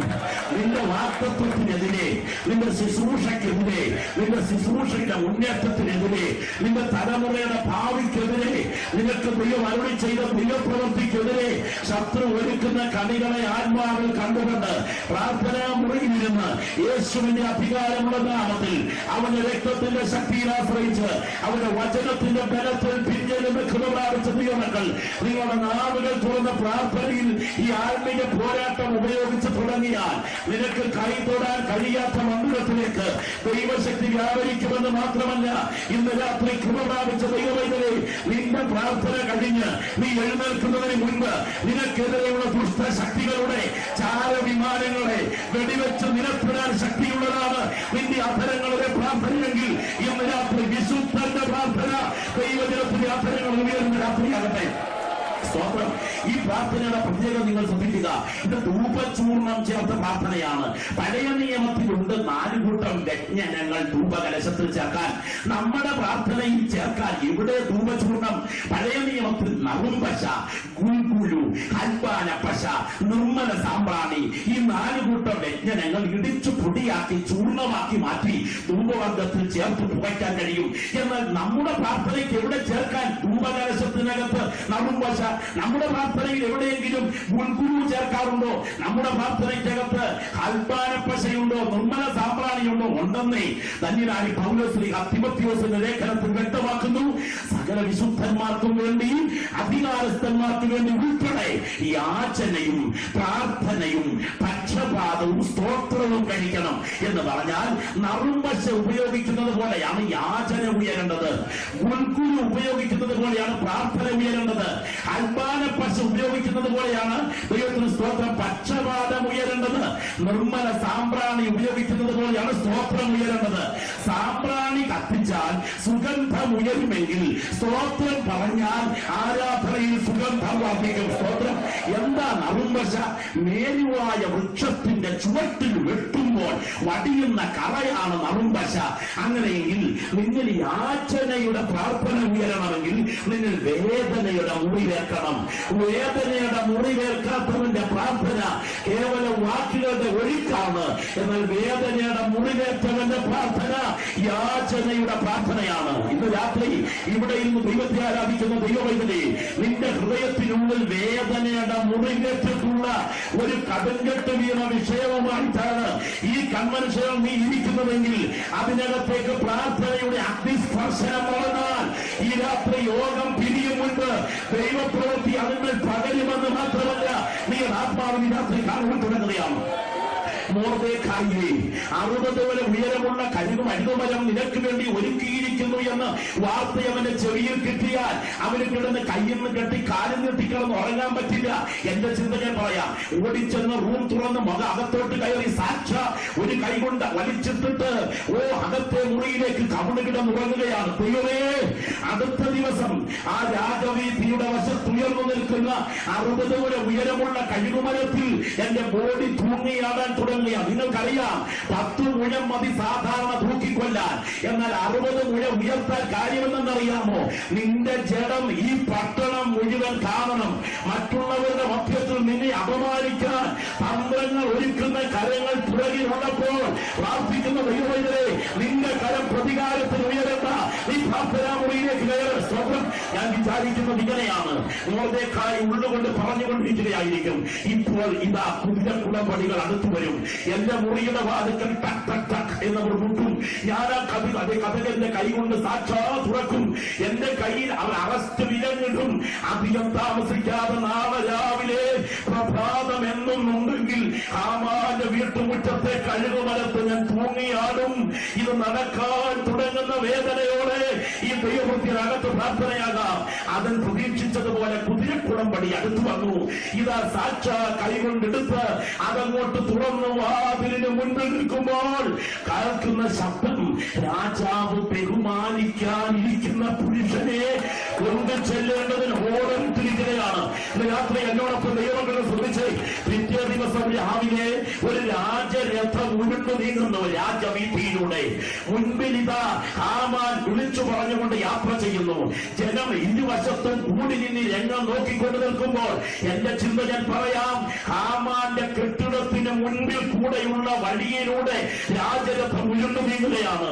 അവിടെയുള്ള വശങ്ങളിലെ ആളുകൾ അടുത്ത കെട്ടിടങ്ങളിൽ കയറി നിന്ന് രംഗം നോക്കിയിട്ട് ഒരു കൈ കഴുകുമരത്തിന് നേരെയും മറുകൈ രാജരഥത്തിന് നേരെയും നീട്ടിപ്പിടിച്ചുകൊണ്ട് ഇങ്ങനെ ചോദിക്കും, എങ്ങനെ ഈ കഴുകുമരം ഒരു രാത്രി കൊണ്ട് രാജരഥമായി മാറി? ഒരിക്കൽ കൂടെ ഞാൻ ആവർത്തിക്കാം, എങ്ങനെ ഈ കഴുകുമരം ഒരു രാത്രി കൊണ്ട് രാജരഥമായി മാറി?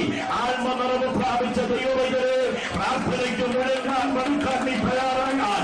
നിനക്കെതിരെ ശത്രു ഉയർത്തിയിരിക്കുന്ന കഴുകുമരത്തെ രാജരഥമാക്കാൻ കഴിവുള്ളവരാണ് ഇന്ന് രാത്രി നീ സേവിക്കുന്ന ദൈവമെന്ന് ബോധ്യമുണ്ടെങ്കിൽ ഈ രാത്രി സാധാരണ പ്രാർത്ഥനയല്ല, ധൂപകലശം ഉയർത്തി പ്രാർത്ഥിക്കുന്ന പ്രാർത്ഥനയിലാട്ടെ. പക്ഷേ ആ പ്രാർത്ഥനയ്ക്ക് ഒരു പ്രത്യേകതയുണ്ട്. ആ പ്രാർത്ഥന സാധാരണ പ്രാർത്ഥനയല്ല. അത് വായിൽ വരുന്നത് വിളിച്ചു പറയുന്ന പ്രാർത്ഥനയല്ല. പ്രാർത്ഥനയുടെ പുറകിൽ പ്രയോഗം ശ്രദ്ധിക്കണം. വിശുദ്ധന്റെ പ്രാർത്ഥനയോട് ചേർക്കേണ്ടതിന്, കേട്ടോ, ഒരിക്കൽ കൂടെ ശ്രദ്ധിക്കുക, വിശുദ്ധന്റെ പ്രാർത്ഥനയോട് ചേർക്കേണ്ടതിന്. പ്രാർത്ഥന എന്ന് പറഞ്ഞാൽ അടുത്തിരിക്കുന്നവനെ അരച്ച് കലക്കി അരക്കപ്പാക്കി കിട്ടാൻ വിരോധം കിട്ടിയാൽ ഒറ്റ മൂന്നിന് അകത്താക്കാനുള്ള വിരോധമുണ്ടെങ്കിലും കടുകുവാർത്ത ചിരിയോടെ ഇരിക്കട്ടിയും തൊലിക്കട്ടിയും ഒക്കെ വർദ്ധിപ്പിച്ച് ഇരുതലമൂരികളായി നടക്കുന്ന ഇരട്ടത്താപ്പ് നയക്കാരന്റെ കല്ലുവച്ച പ്രാർത്ഥനയല്ല. സ്വകാര്യ ജീവിതത്തിൽ വിശുദ്ധി പുലർത്തുന്നതിന്റെ ഹൃദയംഗമമായ പ്രാർത്ഥന. അതിനാണ് സ്വർഗം പുറക്കുന്നത്. പ്രാർത്ഥന നടത്തുന്നതിന് മുൻപ് എങ്ങനെ പ്രാർത്ഥിക്കരുതെന്ന് ആദ്യം മനസ്സിലാക്കണം. സ്തോത്രം. നിങ്ങൾ പ്രാർത്ഥിക്കുമ്പോൾ കപടഭക്തിക്കാരനെ പോലെ ആകരുതെന്നാണ് യേശു പഠിപ്പിച്ചതെങ്കിൽ എന്താ കപടഭക്തിക്കാരൻ? ഹിപ്പോക്രാറ്റ്, അഭിനേതാവിനെ പോലെ പ്രാർത്ഥിക്കരുത്. പ്രാർത്ഥിക്കാം എന്ന് പറഞ്ഞു കഴിയുമ്പോൾ മണിപ്രവാള ശൈലിയിൽ ഒത്തുവാക്യം വെച്ച് പ്രാർത്ഥിക്കാൻ അറിയത്തില്ലെങ്കിലും വേണ്ടി വന്നാൽ കുത്തുവാക്യം വെച്ച് പ്രാർത്ഥിക്കാൻ അറിയാമെന്ന നിരവധി ആളുകളുടെ മധ്യത്തിൽ പ്രാർത്ഥിക്കുന്ന ദൈവജന പ്രാർത്ഥനയുടെ ഗൗരവം മനസ്സിലാക്കണം. പ്രാർത്ഥിക്കുമ്പോൾ കപടഭക്തിക്കാരനെ പോലെ ആകരുത്. യേശുക്രിസ്തുവിന്റെ ജീവിതചരിത്രം സിനിമയിലാക്കാൻ ഒരാളങ്ങ് തീരുമാനിച്ചിരിക്കട്ടെ. അതിനകത്ത് പലരെ അഭിനേതാക്കളെ വേണം, യോഹന്നാൻ സ്നാപകനെ വേണം, യേശുക്രിസ്തുവിനെ വേണം, സാക്ഷാൽ യൂദാ എന്ന ഒറ്റിക്കൊടുപ്പുകാരനെ വേണം. എല്ലാവരെയും കിട്ടി. ഒടുവിൽ യോഹന്നാൻ സ്നാപകനെ മാത്രം കിട്ടാതെ വന്നു. ഒരു ഹോളിവുഡ് നടനുമായി ഒപ്പുവെച്ച് അയാളെ സ്ഥലത്ത് കൊണ്ടുവരാൻ തീരുമാനിച്ചു. നല്ല നടനാകണ്ടേ? കാരണം യോഹന്നാൻ സ്നാപകൻ ഏറ്റവും പ്രധാനപ്പെട്ട റോളാണ് യേശുക്രിസ്തുവിന്റെ ജീവിതത്തിൽ. അഭിനയമൊക്കെ കഴിഞ്ഞു. തട്ടുപൊളിപ്പൻ, നമ്മുടെ പിള്ളേരുടെ ഭാഷയിൽ പറഞ്ഞ അടിപൊളി അഭിനയം. ഇതെല്ലാം കഴിഞ്ഞിട്ട് ഈ ഹോളിവുഡ് നടനങ്ങ് പോയി കാശ് വാങ്ങിക്കൊണ്ട് പോയി കഴിഞ്ഞപ്പോഴാണ് അഭിനയിക്കാൻ വിളിച്ചയാൾക്ക് ചിന്ത തോന്നിയത്. ഒരു കാര്യം ചെയ്യാം, അദ്ദേഹത്തിന്റെ ജീവിതം എങ്ങനെയുണ്ടെന്ന് പരിശോധിക്കാം. കാരണം സ്ത്രീകളിൽ നിന്ന് ജനിച്ചവരിൽ ഏറ്റവും വിശുദ്ധനെന്ന് യേശു പുകഴ്ത്തിയവനല്ലേ? ആ കഴുത്തങ്ങോട്ട് മുറിച്ചു മാറ്റുന്ന രംഗം, ആ ജടയുടെ അറ്റത്ത് കിടന്ന് തല പിടയ്ക്കുന്ന രംഗം, ആ സർപ്പസന്തതികളെ എന്ന് മരുഭൂമിയിൽ നിന്ന് ഗർജിക്കുന്ന രംഗം ഒക്കെ സുന്ദരമായി അഭിനയിച്ച, ഏത് കഠിന ഹൃദയവും കരവലിഞ്ഞ് കരഞ്ഞു പോകത്തക്ക വിധം ആ മരണരംഗമൊക്കെ അഭിനയിച്ച ഈ ദൈവദാസനായി അഭിനയിച്ചവന്റെ അഭിനയം നന്നായിരുന്നു. ജീവിതം ഒന്ന് പഠിക്കാമെന്ന് വെച്ച് ഈ ഹോളിവുഡ് നടന്റെ വീട്ടിൽ ചെന്ന് മിക്കവാറും റിപ്പോർട്ട് എടുക്കാൻ വിളിച്ചവൻ ശ്രമിച്ചാൽ സത്യം ഞാൻ പറയാം, അഞ്ചാമത്തെ ഭാര്യയുടെ ആറാമത്തെ ഭർത്താവായിരിക്കും ഈ നടൻ. സ്തോത്രം. ഞാൻ പറഞ്ഞു വന്ന സാധനം ചുരുക്കി പറയാം, അഞ്ചാമത്തെ ഭാര്യയുടെ ആറാമത്തെ ഭർത്താവിനും ഏറ്റവും വിശുദ്ധനായി അഭിനയിക്കാം. പ്രാർത്ഥിക്കുന്ന ദൈവമേ, ഇന്ന് രാത്രി നിന്റെ വായിൽ നിന്ന് വരുന്ന വാക്കിന്റെ പ്രചരണമല്ല, നിന്റെ പ്രാർത്ഥനാ വാചകങ്ങളുടെ ഘടനയല്ല, നിന്റെ സ്വകാര്യ ജീവിതത്തിന്റെ വിശുദ്ധിയാണ് നിന്റെ പ്രാർത്ഥനയിൽ ദൈവത്തിന്റെ കരുത്ത് ചലിപ്പിക്കുന്നത്. സ്തോത്രം. അങ്ങനെയെങ്കിൽ പ്രാർത്ഥിക്കുവാൻ തുടങ്ങുമ്പോൾ ഒരു വിശുദ്ധന്റെ പ്രാർത്ഥന പ്രാർത്ഥിക്കണം. വിശുദ്ധന്റെ പ്രാർത്ഥന പ്രാർത്ഥിക്കണമെങ്കിൽ മാതൃകാപരമായി പ്രാർത്ഥനയെ കുറിച്ച് ചിന്തിക്കാൻ നമുക്ക് കഴിയണം. എന്താ ഒരു വിശുദ്ധന്റെ പ്രാർത്ഥന? കർത്താവ് പഠിപ്പിച്ച മാതൃകാ പ്രാർത്ഥന. ജീവിതത്തിൽ വള്ളി പുള്ളി വിസർഗ വ്യംഗ്യ ചമൽക്കാരങ്ങൾ മാറ്റമില്ലാതെ പരമാർത്ഥതയോടെ നെഞ്ചത്ത് വലങ്കരങ്ങൾ വെച്ച് സത്യസന്ധമായി പ്രാർത്ഥിക്കാൻ എനിക്ക് ചങ്കുറപ്പുണ്ട് എന്ന് ബോധ്യവും ധൈര്യമുള്ള ദൈവമക്കൾ അക്കാര്യം ഉയർത്തിപ്പിടിച്ചാട്ടെ. സ്തോത്രം. കണ്ടോ, കാക്കൈ അരക്കൈ പലതിന്റെ മുഴിക്കൈ പോകാതെ മുക്കാക്കൈ നിൽക്കുന്നത്. കാര്യം ഈ രാത്രി വളരെ ശ്രദ്ധിച്ച് മനസ്സിലാക്കണം. യേശു പഠിപ്പിച്ച പ്രാർത്ഥന നമ്മളൊക്കെ കർത്തൃ പ്രാർത്ഥന എന്ന് മറ്റുള്ളവർ പറയുന്ന ആളുകൾ നമ്മളെ കുറിച്ച് ചോദിക്കാറില്ല. നിങ്ങളെ കൊള്ളാം, പെന്തിക്കോസ്തുകാരെ കൊള്ളാം, പക്ഷെ നിങ്ങളല്ല ഈ കർത്തൃ പ്രാർത്ഥന പ്രാർത്ഥിക്കാത്തത്. കർത്താവ് പഠിപ്പിച്ച മാതൃകാ പ്രാർത്ഥനയുടെ കാര്യമാണ് അവർ പറയുന്നത്. നമ്മൾ അങ്ങനെ പ്രാർത്ഥിക്കാത്ത പദാനുപദം തത്തമേ പൂച്ച പൂച്ച തത്തമേ പൂച്ച പൂച്ച എന്ന് ഇത് ചൊല്ലാത്തവരാണെങ്കിലും ഇന്ന് രാത്രി അതിന്റെ മർമ്മത്തിന്റെ ആഴം നമ്മളൊന്ന് മനസ്സിലാക്കണം. ഒരു വിശുദ്ധന്റെ പ്രാർത്ഥനയ്ക്കകത്തുള്ള കരുക്കൾ അതിനകത്ത് ഉള്ളടക്കം ചെയ്തിട്ടുണ്ട്. നമ്മൾ വാഴ്ത്തപ്പെട്ട കർത്താവ് പഠിപ്പിച്ച പ്രാർത്ഥനയ്ക്കകത്ത് കർത്താവ് തന്നെ ശിഷ്യന്മാരുടെ കൂടെ ഇരുന്ന് ഒരിക്കലും ഒരിടത്ത് ഒരുമിച്ചിരുന്ന് പ്രാർത്ഥിച്ചിട്ടില്ല എന്ന് പറഞ്ഞാൽ കുതികാലുവെട്ടിയും തമ്മിത്തല്ലുകാരനും നീചനും വഞ്ചകനും ഒറ്റിക്കൊടുപ്പുകാരനുമായി ഈ കൂട്ടത്തിൽ ഇരിക്കുന്നവരോടല്ല ഇരുന്ന് പ്രാർത്ഥിക്കാത്തത്. ഇവരുടെ കൂടെ നിന്ന് പ്രാർത്ഥിച്ചാൽ ആമീൻ പറയാൻ യേശുവിനെ കൊണ്ട് പറ്റില്ല. യേശുവിന്റെ കൂടെ നിന്ന് പ്രാർത്ഥിച്ചാൽ ആമീൻ പറയാൻ ഇവരെ കൊണ്ടും പറ്റില്ല. യേശുവിന്റെ കൂടെ നിന്ന് പ്രാർത്ഥിച്ചാൽ യേശു എങ്ങനെ പ്രാർത്ഥിക്കും? പിതാവേ, ലോകസ്ഥാപനത്തിന് മുന്നേ എനിക്ക് നിന്റെ അടുക്കൽ ഉണ്ടായിരുന്ന മഹത്വത്തിൽ എന്നെ മടക്കി കൈക്കൊള്ളണമേ എന്ന് പ്രാർത്ഥിക്കും. അതിന് ആമീൻ പറയാൻ ഇവരെ കൊണ്ട് പറ്റില്ല. ഇനി ഇവർ പ്രാർത്ഥിച്ചാൽ എങ്ങനെ പ്രാർത്ഥിക്കും? ഞങ്ങളുടെ കടങ്ങളും പാപങ്ങളും ഞങ്ങളോട് ക്ഷമിക്കണമേ.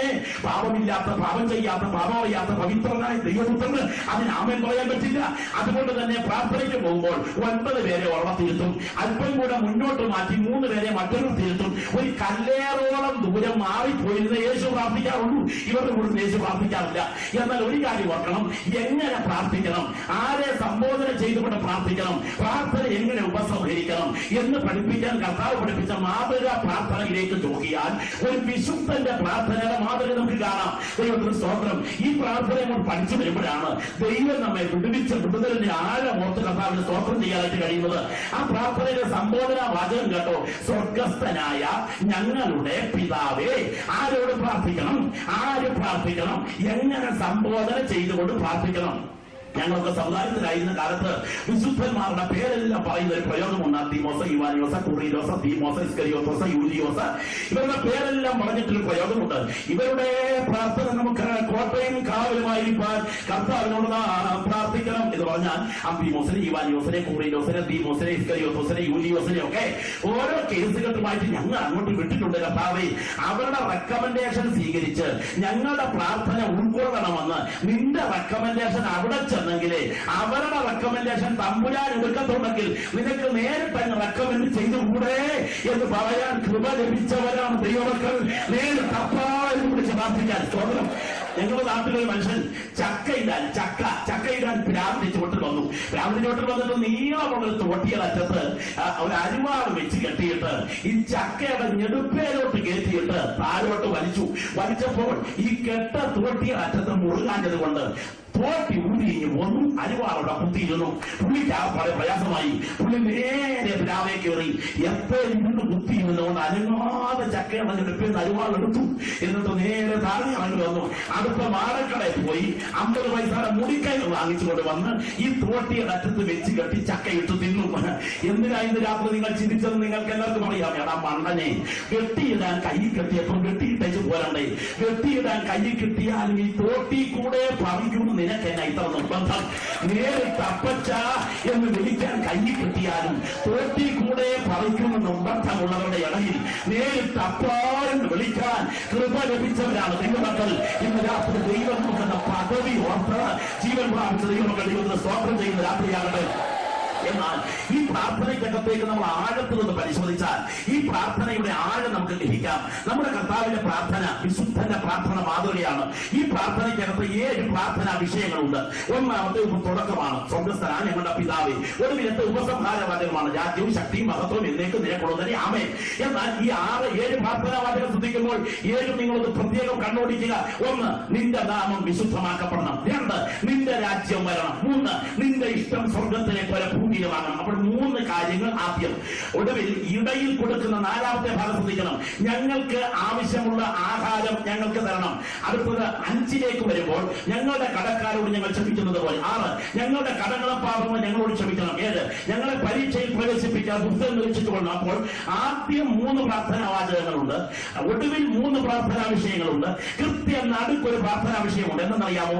ഞങ്ങൾക്ക് ആവശ്യമുള്ള ആഹാരം രണ്ട് കാലിൽ എഴുന്നേറ്റ് നിൽക്കുകയും രണ്ട് കൈകൾ സർവതന്ത്ര സ്വതന്ത്രമായി ഉപയോഗിക്കുകയും ചെയ്യുന്ന പ്രകൃതിയിലെ ചിന്തിക്കുന്ന ജന്തു എന്ന് ലോകം വിശേഷിപ്പിക്കുന്ന നമ്മുടെ ശരീരത്തിൽ സർവശക്തൻ വയറ് ഫിറ്റ് ചെയ്തിരിക്കുന്നത് എവിടാന്നറിയാമോ? തലയിലല്ല. തലയിലായിരുന്നെങ്കിൽ വയറിന്റെ കാര്യത്തിൽ മുൻഗണന വന്നേനെയും, കാലയിലല്ല, അവിടെ ആയിരുന്നെങ്കിൽ അവഗണന വന്നേനെയും. തലയെ വെച്ച് മുൻഗണനയും വേണ്ട, കാലയെ വെച്ച് അവഗണനയും വേണ്ട, നടുക്ക് വെച്ച് പരിഗണന മതി. അതിനായി വയറ് കൊണ്ട് സെന്ററിൽ വെച്ചിരിക്കുന്നത്. ഇതുപോലെ ഭൗതിക ആവശ്യത്തിന്റെ പ്രയോഗം നിനക്ക് പ്രാർത്ഥനയിൽ അവഗണനയരുത്, മുൻഗണനയും അത് നടുക്കയാകാവൂ. എന്നാൽ പ്രാർത്ഥനയ്ക്ക് മുൻതൂക്കം കൊടുക്കേണ്ടത് ദൈവരാജ്യം, ദൈവനാമം, ദൈവ ഇഷ്ടം എന്ന ഭാഗത്താണ്. ശ്രദ്ധിച്ചു കേൾക്കുക. ഈ പ്രാർത്ഥനയ്ക്കകത്ത് ആഴത്തിൽ പഠിച്ചാൽ രണ്ട് ഇടവികളുണ്ട്, രണ്ട് ഇതളുകളുണ്ട്, രണ്ട് ഉൾപ്പിരിവുകളുണ്ട്. ഒന്ന് നിന്റെ നാമം, നിന്റെ രാജ്യം, നിന്റെ ഇഷ്ടം. രണ്ട് ഞങ്ങളുടെ കടക്കാരോട് ഞങ്ങൾ ക്ഷമിക്കുന്നത് പോലെ ഞങ്ങളുടെ കടങ്ങൾ പാപങ്ങളും. അപ്പോൾ രണ്ടായി തിരിക്കാം ഈ പ്രാർത്ഥനയെ. ഒന്ന് നിന്റെ നിന്റെ നിന്റെ, രണ്ട് ഞങ്ങളുടെ ഞങ്ങളുടെ ഞങ്ങളുടെ. ഒന്ന് ശ്രദ്ധിച്ചു കേൾക്കണേ. ഒന്ന് നിന്റെ നിന്റെ നിന്റെ, രണ്ട് ഞങ്ങളുടെ ഞങ്ങളുടെ ഞങ്ങളുടെ. ചുരുക്കി പറഞ്ഞാൽ പ്രാർത്ഥനയ്ക്കകത്ത് രണ്ട് ഭാഗമേ ഉള്ളൂ.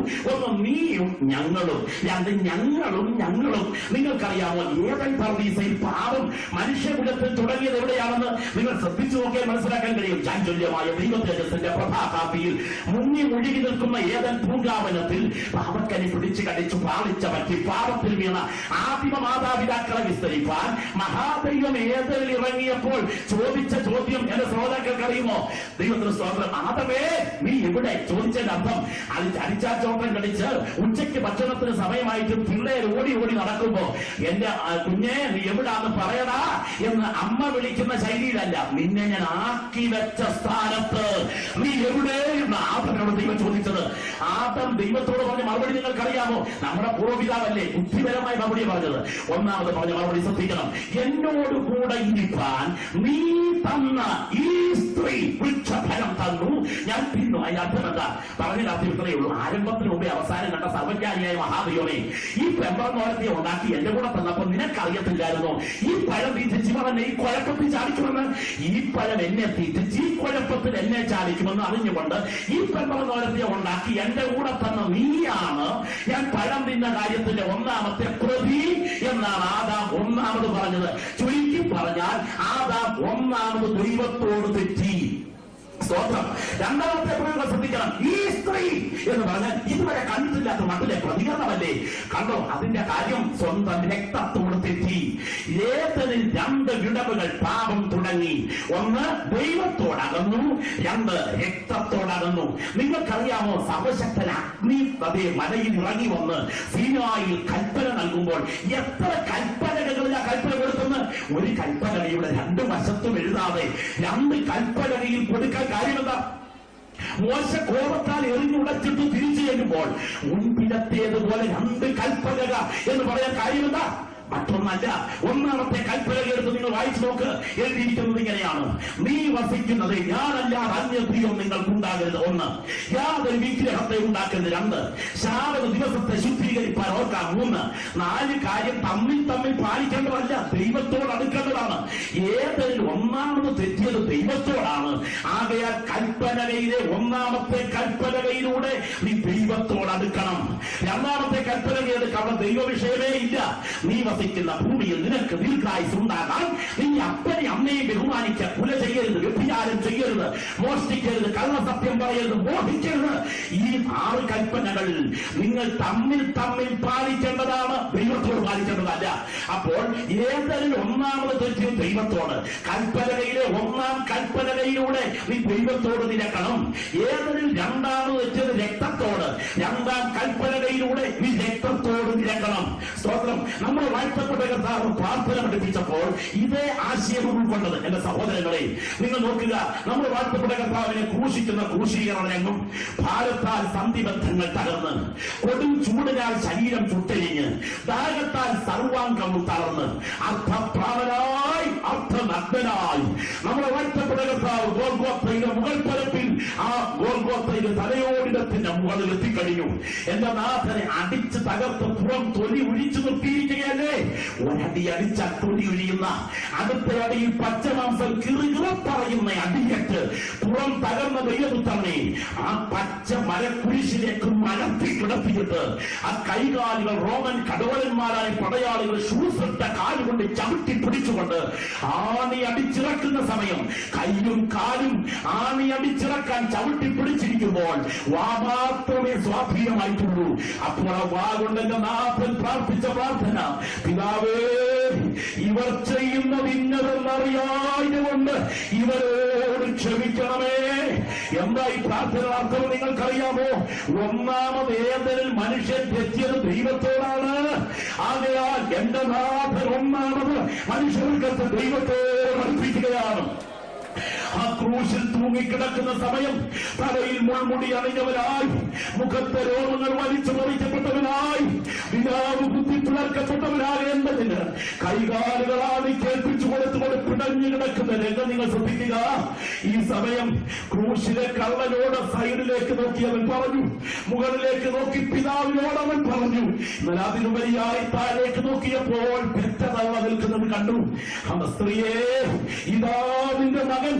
യോഹന്നാനേ, ഇതാ നിന്റെ അമ്മ. എന്താ ഈ ക്രൂശിലെ ഈ സംഭവത്തിന്റെ അർത്ഥമെന്നറിയാമോ? മനുഷ്യവർഗത്തെ ദൈവത്തോട് ആദ്യം നിരപ്പിച്ച നാഥൻ മനുഷ്യനെ തമ്മിൽ നിരപ്പിക്കാൻ കാരണം പാപം ഏതൊരു തുടങ്ങിയത് അവിടെയാണ്. പാപപരിഹാരം അവിടെയാണ് ആരംഭിക്കേണ്ടത്. ഇന്ന് രാത്രി ഞാൻ ചോദിക്കട്ടെ, എന്റെ പ്രാർത്ഥനാ വിഷയത്തിൽ ഞാൻ ദൈവസന്നിധിയിൽ മുട്ടുമടക്കുമ്പോൾ എനിക്ക് എന്റെ ദൈവത്തോടും എന്റെ സ്വന്തം രക്തത്തോടും പ്രാഗൽഭ്യമുള്ള ഒരാത്മീയ നിലയുണ്ടെന്ന് പറയാൻ ധൈര്യമുള്ള ജീവൻ പ്രാപിച്ച ദൈവമക്കൾ തങ്ങൾക്ക് ലഭിച്ചിരിക്കുന്ന ആത്മീയ സ്വാതന്ത്ര്യത്തോടെ ഈ ഗ്രൗണ്ടിൽ സ്തോത്രത്തോടെ ആരാധിച്ചുകൊണ്ടിരിക്കുമ്പോൾ ഞാൻ ദൈവജനത്തോട് ഉറപ്പു പറയാം, നിന്റെ പ്രാർത്ഥനയ്ക്കകത്തേക്ക് സ്വർഗത്തിന്റെ തീ ഇന്ന് രാത്രിയിൽ തൊട്ടാൽ ഈ രാത്രി യോഗം നടന്നുകൊണ്ടിരിക്കുമ്പോൾ തന്നെ അത്ഭുതങ്ങളുടെ പൊട്ടിത്തെറി അതുങ്ങൾ വെളിപ്പെടുത്താൻ കഴിവുള്ള ദൈവമാണ് നാം സേവിക്കുന്ന ദൈവമെന്ന ബോധ്യത്തോടെ ഈ രാത്രി സ്തോത്രം ചെയ്ത കർത്താവിനെ ആരാധിക്കട്ടെ. ഈ പ്രാർത്ഥന എന്ന് പറയുന്നത് അധരഗർവണത്തിന്റെ പ്രാർത്ഥനയല്ല. ഈ പ്രാർത്ഥന എന്ന് പറയുന്നത് വിവാഹത്തിന് പ്രാർത്ഥിക്കുന്ന പ്രാർത്ഥനയല്ല. ഈ പ്രാർത്ഥന ശവസംസ്കാര ചടങ്ങിന്റെ കേവലം അതേ ചില വാക്കുകളുടെ ഔദാര്യപൂർവമായ പ്രാർത്ഥനയല്ല. പിന്നെയോ ഇരിക്കുന്ന ഇരിപ്പിൽ നിന്റെ പ്രാർത്ഥനാ വിഷയത്തിനകത്തേക്ക് സ്വർഗത്തിന്റെ തീ ഇറങ്ങി കഴിയുമ്പോൾ നിന്റെ നാവ് പ്രാർത്ഥനയുടെ ആയുധമായി മാറും. അങ്ങനെ ഇരിക്കുന്ന ദൈവമക്കൾ കിലോമീറ്ററുകൾക്കപ്പുറത്തുള്ള വിഷയങ്ങളെ ആത്മാവിൽ സ്പർശിക്കാൻ ശക്തരാകും. നാളെ നടത്താൻ ശത്രു ഒരുക്കി വെച്ചിരിക്കുന്ന കവികളെ ഇന്ന് രാത്രി ഇവിടെ ഇരുന്ന് ബന്ധിക്കാൻ ജീവൻ പ്രാപിച്ച നിന്റെ അഭിഷേകത്തിന് അധികാരം വ്യാപരിക്കും. ആ അനുഭവം പ്രാപിച്ച ദൈവമക്കൾ ഇന്ന് രാത്രി ഇവിടെ പ്രാർത്ഥനയിൽ സഹകരിച്ചുകൊണ്ടിരിക്കുകയാണ്. നോക്കുക, സ്വർഗത്തിന്റെ ധൂപകലശം തയ്യാറ് നിൽക്കുമ്പോൾ വിശുദ്ധന്റെ പ്രാർത്ഥനയ്ക്കകത്തേക്ക് സ്വർഗത്തിന്റെ തീ തൊടുന്ന രാത്രിയായി രാത്രി തീരട്ടെ. പരിശുദ്ധാത്മാവിൽ പ്രാർത്ഥിക്കാൻ അറിയാവുന്ന കർത്തൃദാസന്മാർ ഇവിടെയുണ്ട്. പരിശുദ്ധാത്മാവിൽ പ്രാർത്ഥിക്കാൻ അറിയാവുന്ന ദൈവമക്കൾ ഇവിടെയുണ്ട്. അനുഭവം പ്രാപിച്ച ദൈവത്തിന്റെ ജനം ഇവിടെ ആരാധിച്ചുകൊണ്ടിരിക്കുകയാണ്. പ്രിയപ്പെട്ടവരെ, കഴിഞ്ഞ വർഷം ഞാൻ ഏതാണ്ട് 60ഓളം രാത്രികൾ കണ്ടിന്യൂസ് ആയി ദൈവത്തിന്റെ വചനം പ്രസംഗിക്കുകയാണ്. അങ്ങനെ ഇരിക്കുന്ന സമയം അന്ന് വൈകിട്ട് മല്ലപ്പള്ളി IPC സെൻട്രൽ കൺവെൻഷനിൽ ഞാൻ ദൈവത്തിന്റെ വചനം പ്രസംഗിക്കണം. അന്ന് രാവിലെ 10 മണിക്ക് വളരെ ടയർഡായി ഞാൻ ബൈക്കിൽ എന്റെ വീട്ടിലേക്ക് ചില അത്യാവശ്യങ്ങൾക്കായി റാന്നി IPC ബഥേൽ ടൗൺ സഭയിൽ കഴിഞ്ഞ 12 വർഷമായി ഞാൻ ശുശ്രൂഷിച്ചുകൊണ്ടിരിക്കുന്നു. ആ പാഴ്സമേജിൽ നിന്ന് ബൈക്കിൽ യാത്ര ചെയ്യുകയാണ്. അങ്ങനെ ബൈക്കിൽ യാത്ര ചെയ്യുമ്പോൾ ഒരു മൂട് വഴിയിലൂടെ എന്റെ ബൈക്ക് പാഞ്ഞ് കയറിക്കൊണ്ടിരിക്കുന്ന സമയം എതിർവശത്തുകൂടെ ഞാൻ കണ്ടു ഒരു വാൻ വരുന്നു. ആ വാനിന്റെ പുറകു ഭാഗത്തേക്ക് കുറച്ച് പറങ്ങിത്തടിയുടെ കഷണങ്ങൾ വാരിയിട്ടിട്ടുണ്ട്. ഡ്രൈവർ അറിയാതെ ഈ വാനിന്റെ സൈഡിലേക്ക് ഏതാണ്ട് 4.5 അടി താഴേക്ക് ഒരു തടി കഷണം ഇറങ്ങി നിൽക്കുകയാണ്. ഞാൻ വണ്ടി പാഞ്ഞ് സൈഡിലൂടെ കയറി ചെല്ലുമ്പോൾ കാണുന്ന കാഴ്ച എന്റെ നെറ്റിക്ക് നേരിയ തടി കഷണം വരികയാണ്. അത് നെറ്റിയോട് അടുക്കാൻ തുടങ്ങുന്ന സമയം എന്തിനേറെ ഞാൻ ഞെട്ടിപ്പോയി. നിമിഷ നേരം കൊണ്ട് അത് തടിക്കഷണം ഒഴിഞ്ഞുപോയി. ഞാൻ ബൈക്ക് എവിടേക്ക് ചവിട്ടി നിർത്തിയിട്ട് IPC റാന്നി ടൗൺ ഫെയ്ത്ത് ഹോമിലേക്ക് ഞങ്ങളുടെ ഫെയ്ത്ത് ഹോമിലേക്ക് വിളിച്ചു. എന്റെ ഭാര്യ അവിടെ നിന്ന് എന്നോട് സംസാരിക്കുകയാണ്. ഞാൻ വിറച്ചു കൊണ്ടുവന്നതുപോലെയാണ് നിൽക്കുന്നത്. ദൈവം വിടുവിച്ച് വിടുതലോർത്ത് സ്തോത്രം ചെയ്തുകൊണ്ടാണ് നിൽക്കുന്നത്. ഈ സമയത്ത് എന്റെ ഭാര്യ പറഞ്ഞ വാക്കുകൾ ഇങ്ങനെയാണ്: ദൈവത്തിന് സ്തോത്രം, അജയ ഒരാൾ ഇപ്പോൾ ഇവിടെ വന്നു. മുണ്ടക്കയത്തിനടുത്തുള്ള ഒരു അജ്ഞാതനായ നമുക്കറിയാത്തൊരു ദൈവദാസനാണ്. ഇന്നലെ രാത്രി 12:30 ഉറങ്ങിക്കിടക്കുന്ന സമയം ദൈവാത്മാവ് അദ്ദേഹത്തെ തട്ടി ഉണർത്തിയിട്ട് പറഞ്ഞു, റാന്നി ടൗൺ IPCയിൽ ശുശ്രൂഷിക്കുന്ന പാസ്റ്റർ വർഗീസ് എബ്രഹാമിന് വേണ്ടി അവിടെ ചെന്ന് രാവിലെ 10 മണി കഴിയുമ്പോൾ ആത്മാവിൽ പ്രാർത്ഥിക്കണം. പ്രാർത്ഥിക്കണം. എന്റെ ദാസനെ വഴിയാത്രയിൽ വാഹനത്തിന് അപകടത്തെ തകർക്കാൻ ഇരുട്ടിന്റെ ശക്തികൾ ഒരുക്കിയിരിക്കുന്ന ഒരു കണിയുണ്ട്. നീ അവിടെ ചെന്ന് പ്രാർത്ഥിക്കണം. ആ ദൈവദാസൻ രാവിലെ 10 മണി കഴിഞ്ഞ് ഭീത്തോവിലെത്തി. അദ്ദേഹം കഥകിന് കൊട്ടി അകത്തോട്ട് കയറി. അദ്ദേഹം ഈ കാര്യം പറഞ്ഞിട്ട് ഞങ്ങളോട് ഒരു വിശദീകരണം എന്റെ ഭാര്യയോട് പറയാതെ 2 കൈകൾ ഉയർത്തി പിടിച്ചുകൊണ്ട് ഭീത്തോവിന്റെ തിണ്ണയിലൂടെ തലങ്ങും വിലങ്ങും നടന്ന് അന്യഭാഷയിൽ പ്രാർത്ഥിക്കുകയാണ്. പ്രാർത്ഥിക്കുമ്പോൾ പ്രാർത്ഥിച്ച വാചകം, കർത്താവേ, നിന്റെ ബുദ്ധിയുടെ അപകടത്തിൽ തകർക്കേണ്ടതിന് ഇരുട്ടിന്റെ ശക്തികൾ ഒരുക്കിയ കഥകൾ ഇന്നലെ രാത്രി നിന്റെ ആത്മാവിനോട് സംസാരിച്ചു. അതിനെ ഞാൻ ആത്മാവിൽ ബന്ധിക്കുന്നു. ഇന്ന് രാത്രി പറയട്ടെ, ആ ദൈവദാസനോട് പ്രാർത്ഥിച്ചുകൊണ്ടിരിക്കുമ്പോൾ ഞാൻ അപകടത്തെ അഭിമുഖീകരിക്കുകയായിരുന്നു. അഭിഷിക്തന്മാരായ കർത്തൃദാസന്മാരെ, കൃപ പ്രാപിച്ച ദൈവമക്കളെ, നാം കളിക്കളത്തിലല്ല, നാം ഒരു പോർക്കളത്തിലാണ്. നാം കളിക്കളത്തിലല്ല, നാം ഒരു പുഴക്കളത്തിലാണ്. നമ്മുടെ പ്രതിയോഗി നമ്മേക്കാൾ പ്രബലനാണ്. എന്നാൽ യേശുവിന്റെ രക്തത്തിന്റെ ശക്തി, അവരുടെ വചനത്തിന്റെ അധികാരം, അവരുടെ നാമത്തിന്റെ ബലം വിശ്വസിക്കുന്ന നിനക്ക് വേണ്ടി ഇന്ന് രാത്രി ഇവിടെ വ്യാപരിച്ചുകൊണ്ടിരിക്കുമ്പോൾ നിന്റെ പ്രാർത്ഥനാ വിഷയത്തിലേക്ക് ദൈവാത്മാവിന്റെ തീവ്ര സ്പർശനം ഇന്ന് രാത്രി നടന്നാൽ ഈ രാത്രി യോഗം അവസാനിക്കും മുൻപ് ചില പ്രത്യേക വിടുതലുകൾ എന്റെ ദൈവത്തിന് ചെയ്യുവാനായിട്ടുണ്ട്. നിങ്ങൾ ഈ രാത്രി വേദപുസ്തകം ഉടനീളം പരിശോധിച്ചു നോക്കുക. ഈ രാത്രി ആത്മാവിൽ അറിയുന്ന ദൈവത്തിന്റെ ദാസന്മാരുടെ അഭരം മൂടി ഇരിക്കരുത്. പ്രാർത്ഥനയിൽ പോരാടുന്ന ദൈവമക്കൾ ആത്മാവിൽ രാത്രി യുദ്ധം ചെയ്തുകൊണ്ടിരിക്കണം. ഒരു തിരികല്ലിനകത്ത് ഗോതമ്പ് മണി അരച്ചു കളയുന്നത് പോലെ നിന്റെ ശുശ്രൂഷയെ അരച്ചു കളയാൻ, നിന്റെ വാഗ്ദത്തങ്ങളെ അരച്ചു കളയാൻ, നിന്റെ താരന്യങ്ങളെ അരച്ചു കളയാൻ, നിന്റെ പകർന്ന ദൈവകൃപയെ അരച്ചു കളയാൻ, നിന്റെ തലമുറയുടെ വാഗ്ദത്തങ്ങളെ അരച്ചു കളയാൻ നിനക്കെതിരെ മർദ്ദം ഉപയോഗിക്കുന്ന ഇരുട്ടിന്റെ ശക്തികളുണ്ട്. നിന്റെ കൈക്കരുത്ത് കൊണ്ടല്ല, നിന്റെ പണത്തിന്റെ സ്വാധീനം കൊണ്ടല്ല, എങ്കിലും ഈ അത്യന്ത ശക്തി ഞങ്ങളുടെ സ്വന്തമെന്നല്ല, ദൈവത്തിന്റെ ദാനമത്ര എന്ന് പറയുന്നതിന് ഇത് ഞങ്ങളുടെ മൺപാത്രങ്ങൾ വ്യാപരിക്കുന്നു. ഇന്ന് രാത്രി ആത്മാവിന്റെ തീ നിന്റെ പ്രാർത്ഥനാ വിഷയത്തിൽ ഈ രാത്രി തൊട്ടി കഴിയുമ്പോൾ അത്ഭുതങ്ങളുടെ പൊട്ടിത്തെറി വെളിപ്പെടുത്താൻ ദൈവത്തിന്റെ കരം ഇവിടെ ചലിച്ചുകൊണ്ടിരിക്കുകയാണ്. ഞാനിന്ന് രാത്രി ആത്മാവിനെ അറിയുന്നു. ഇവിടെ ആരാധിക്കുന്ന ദൈവമക്കൾ ആത്മാവിനെ കണ്ടുകൊണ്ടിരിക്കുന്ന രാത്രിയാകട്ടെ. വേദപുസ്തകം തിരുവനന്തപുരത്ത് നിങ്ങൾ പരിശോധിച്ചു നോക്കുക. വേദപുസ്തക പരിശോധനയിൽ നിങ്ങൾക്ക് ഒരു കാര്യം മനസ്സിലാകും. നമ്മുടെ ദൈവം മുഴു പ്രതാപത്തോടെ ഇറങ്ങി വന്ന ചില സന്ദർഭങ്ങളുണ്ട്. മെഴുകുതിരി കത്തിച്ചു വെച്ച് കാണുന്നവനല്ല നമ്മുടെ ദൈവം. മെഴുകുതിരി വെളിച്ചത്തിൽ സന്തോഷിക്കുന്നവനുമല്ല. നമ്മുടെ ദൈവം ഇറങ്ങിയാൽ അവൻ തീയായി പിറങ്ങും. അവനെ തടഞ്ഞു നിർത്താൻ ഇവിടുത്തെ ഒരു ശക്തിക്ക് സാധ്യമല്ല. രാത്രി ആരാധിക്കുന്ന ദൈവമക്കൾ യോഗത്തിൽ ആത്മാവിനെ രംഗം കാണുക. ഒരു കർത്തൃദാസൻ ഒരിക്കൽ ഒരു പർവ്വതത്തിന്റെ ഭാഗത്തൂടെ നടക്കുകയാണ്. അപ്പോൾ ഇതാ ഒരു മുൾപ്പടർപ്പ് കത്തിച്ചൊലിക്കുന്നു. ആ കത്തിച്ചൊലിക്കുന്ന മുൾപ്പടർപ്പിന്റെ വിശേഷ കാഴ്ച എന്തെന്ന് കാണാൻ ഈ ദൈവദാസൻ തീയുടെ അടുക്കലേക്ക് ചെല്ലുമ്പോൾ ആ തീക്കകത്തുനിന്ന് ശബ്ദം പുറത്തേക്ക് വരികയാണ്. മോശേ, മോശേ, ഇങ്ങോട്ട് അടുക്കരുത്. നീ നിൽക്കുന്ന സ്ഥലം വിശുദ്ധ ഭൂമിയാകയാൽ നിന്റെ കാലിൽ ചെരിപ്പഴിച്ചു കളയുക. എന്റെ ജനത്തിന്റെ നിലകൾ ഞാൻ കേട്ടു, അവരുടെ കണ്ണുനീര് ഞാൻ കണ്ടു. ഇനി ഈജിപ്തിലെ ദേവന്മാരെ ഞാൻ വെച്ചു പൊളിപ്പിക്കില്ല. ഞാൻ കണക്ക് തീർക്കാൻ തുടങ്ങുകയാണ്. ഇന്ന് രാത്രി ഈ തീയുടെ വ്യാപാരം നിന്റെ ശരീരത്തിലേക്ക് ഇറങ്ങിയാൽ പരിശുദ്ധാത്മാവ് രാത്രി പറയുന്നു, നിന്നെ കത്തിക്കുന്ന തീയണിത്. നിന്നിൽ ഏതെങ്കിലും കീടങ്ങളുണ്ടെങ്കിൽ, നിന്നിൽ ഏതെങ്കിലും രോഗബീജങ്ങളുണ്ടെങ്കിൽ ഈ തീ ഇന്ന് രാത്രി കത്താൻ തുടങ്ങിയാൽ അതിനെ കത്തിച്ച് ചാമ്പലാക്കാൻ കഴിവുള്ള തീയാണ്. വിശ്വസിക്കുന്ന നിനക്ക് വേണ്ടി ഈ രാത്രിയോടെ ആത്മാവിൽ കത്തിക്കൊണ്ടിരിക്കുന്നത്. നേതാവ് കണ്ട തീയുടെ പുറകെ പോകേണ്ടവരല്ല ജനം. ജനം മുഴുവൻ ദൈവത്തെ കാണണം. ദൈവമക്കളെ, ഇതാ ദൈവത്തിന്റെ ദാസൻ മോശയുടെ നേതൃത്വത്തിൽ സീനായി മലയുടെ അടുക്കലേക്ക് ദൈവജനത്തെ ദൈവം നയിക്കുകയാണ്. ഇങ്ങനെ ഇരിക്കുന്നത്, കാഹളനാദം ഉറച്ചുറച്ചു വന്നപ്പോൾ യഹോവ തീയിൽ സീനായി പർവ്വതത്തിലിറങ്ങി. സീനായി പർവ്വതം ഏറ്റവും കുലുങ്ങി. അയ്യോ, ഞാനും പേടിച്ചു വിറയ്ക്കുന്നേ എന്ന് പറയത്തക്ക വിധം ആ കാഴ്ച ഭയങ്കരമായിരുന്നു. യഹോവ തീയിൽ സീനായി പർവ്വതത്തിൽ ഇറങ്ങുകയാൽ സീനായി പർവ്വതം പുക കൊണ്ട് മൂടി. എന്റെ ദൈവം ഇറങ്ങിയാൽ മെഴുകുതിരി കത്തിച്ച് കാണിക്കേണ്ട, അവരിറങ്ങിയാൽ തീയായി തെളിഞ്ഞു. അതിനെ പറയാൻ ഒരുത്തരം സാധ്യമല്ല. സ്വന്തം നിങ്ങൾക്കറിയാം, പുറപ്പാട് പുസ്തകം 40-ാം അധ്യായത്തിലേക്ക് വരുമ്പോൾ മോശ സമാഗമന കൂടാരം നിവർത്തിയ നാളിൽ യഹോവയുടെ തേജസ് തിരുനിവാസത്തെ മൂടി. തേജസ് അകത്ത് നിറഞ്ഞിരുന്നത് കൊണ്ട് മോശയ്ക്ക് അകത്ത് കടക്കാൻ കഴിഞ്ഞില്ല. ആരാധിക്കുന്ന ദൈവത്തിന്റെ പൈതലെ, ബസ്സിൽ ആള് തെള്ളായിരുന്നത് കൊണ്ട് ആളിന് അകത്ത് കയറാൻ കഴിഞ്ഞില്ലെന്നത് നമുക്ക് വിശ്വസിക്കാം. ഇതുപോലെ തേജസ് തീ പോലെ നിറഞ്ഞു നിൽക്കുന്നത് കൊണ്ട് അകത്തോട്ട് മോശയ്ക്ക് കടക്കാൻ കഴിഞ്ഞില്ലെന്ന് പറഞ്ഞാൽ സ്വപ്നത്തിൽ കണ്ടതല്ല കേട്ടോ, ദർശനത്തിൽ കണ്ടതല്ല. എന്റെ ദൈവം ലിറ്ററലായ തീയായി ഒരു കെട്ടിടത്തിനകത്ത് ഇറങ്ങി വിടുകയാണെങ്കിൽ ഇന്ന് രാത്രി നിന്റെ ശരീരമെന്ന ദേവാലയം തുറന്നു കൊടുക്കാൻ തയ്യാറുണ്ടെങ്കിൽ നിന്റെ മധ്യകൂടാരത്തെ നിറയ്ക്കത്തക്ക വിധം ഈ ആത്മാവിന്റെ തീയുടെ വ്യാപാരം ഈ രാത്രി ഒഴുകാതിരിക്കുകയില്ല. ഈ രാത്രി ദൈവശക്തിയുടെ വ്യാപരിക്കുന്നുണ്ട്. കൃപ പ്രാപിച്ച ദൈവമക്കൾ ആത്മാവിനത് കണ്ടുകൊണ്ടിരിക്കുകയാണ്. അഭിഷേകം പ്രാപിച്ച ദൈവമക്കളുടെ അഫലങ്ങൾ പ്രാർത്ഥനയുടെ പോരാട്ടത്തിൽ ചലിച്ചുകൊണ്ടിരിക്കുമ്പോൾ ഈ രാത്രി നിന്നിൽ വ്യാപരിക്കുന്ന സ്വയാത്മാവല്ല, നിന്നിൽ വ്യാപരിക്കുന്ന ദുരാത്മാവല്ല, യേശുവിനെ മരിച്ചവൻ ഉയർപ്പിച്ചവന്റെ ആത്മാവ് നിന്റെ മധ്യകൂടാരത്തിൽ വെളിപ്പെട്ടുകൊണ്ടിരിക്കുന്ന രാത്രിയാണ്. പ്രിയപ്പെട്ടവരെ, ദൈവത്തിന്റെ ദാസനായിരിക്കുന്ന ദാവീദ്, ദാനിയേൽ പ്രവാചകൻ പ്രാർത്ഥിച്ചുകൊണ്ടിരിക്കുന്ന രംഗം നിങ്ങൾ ശ്രദ്ധിച്ചേ. ഒരിക്കലും നദീതീരത്ത് പ്രാർത്ഥിച്ചുകൊണ്ടിരിക്കുമ്പോൾ പുരുഷരൂപത്തെ കാണുകയാണ്. ആവിനെ കണ്ടത് എങ്ങനെയാണ്? മെഴുകുതിരി കത്തിച്ചു കൊടുത്ത് കാണിക്കുന്ന ദൈവമല്ലിത്.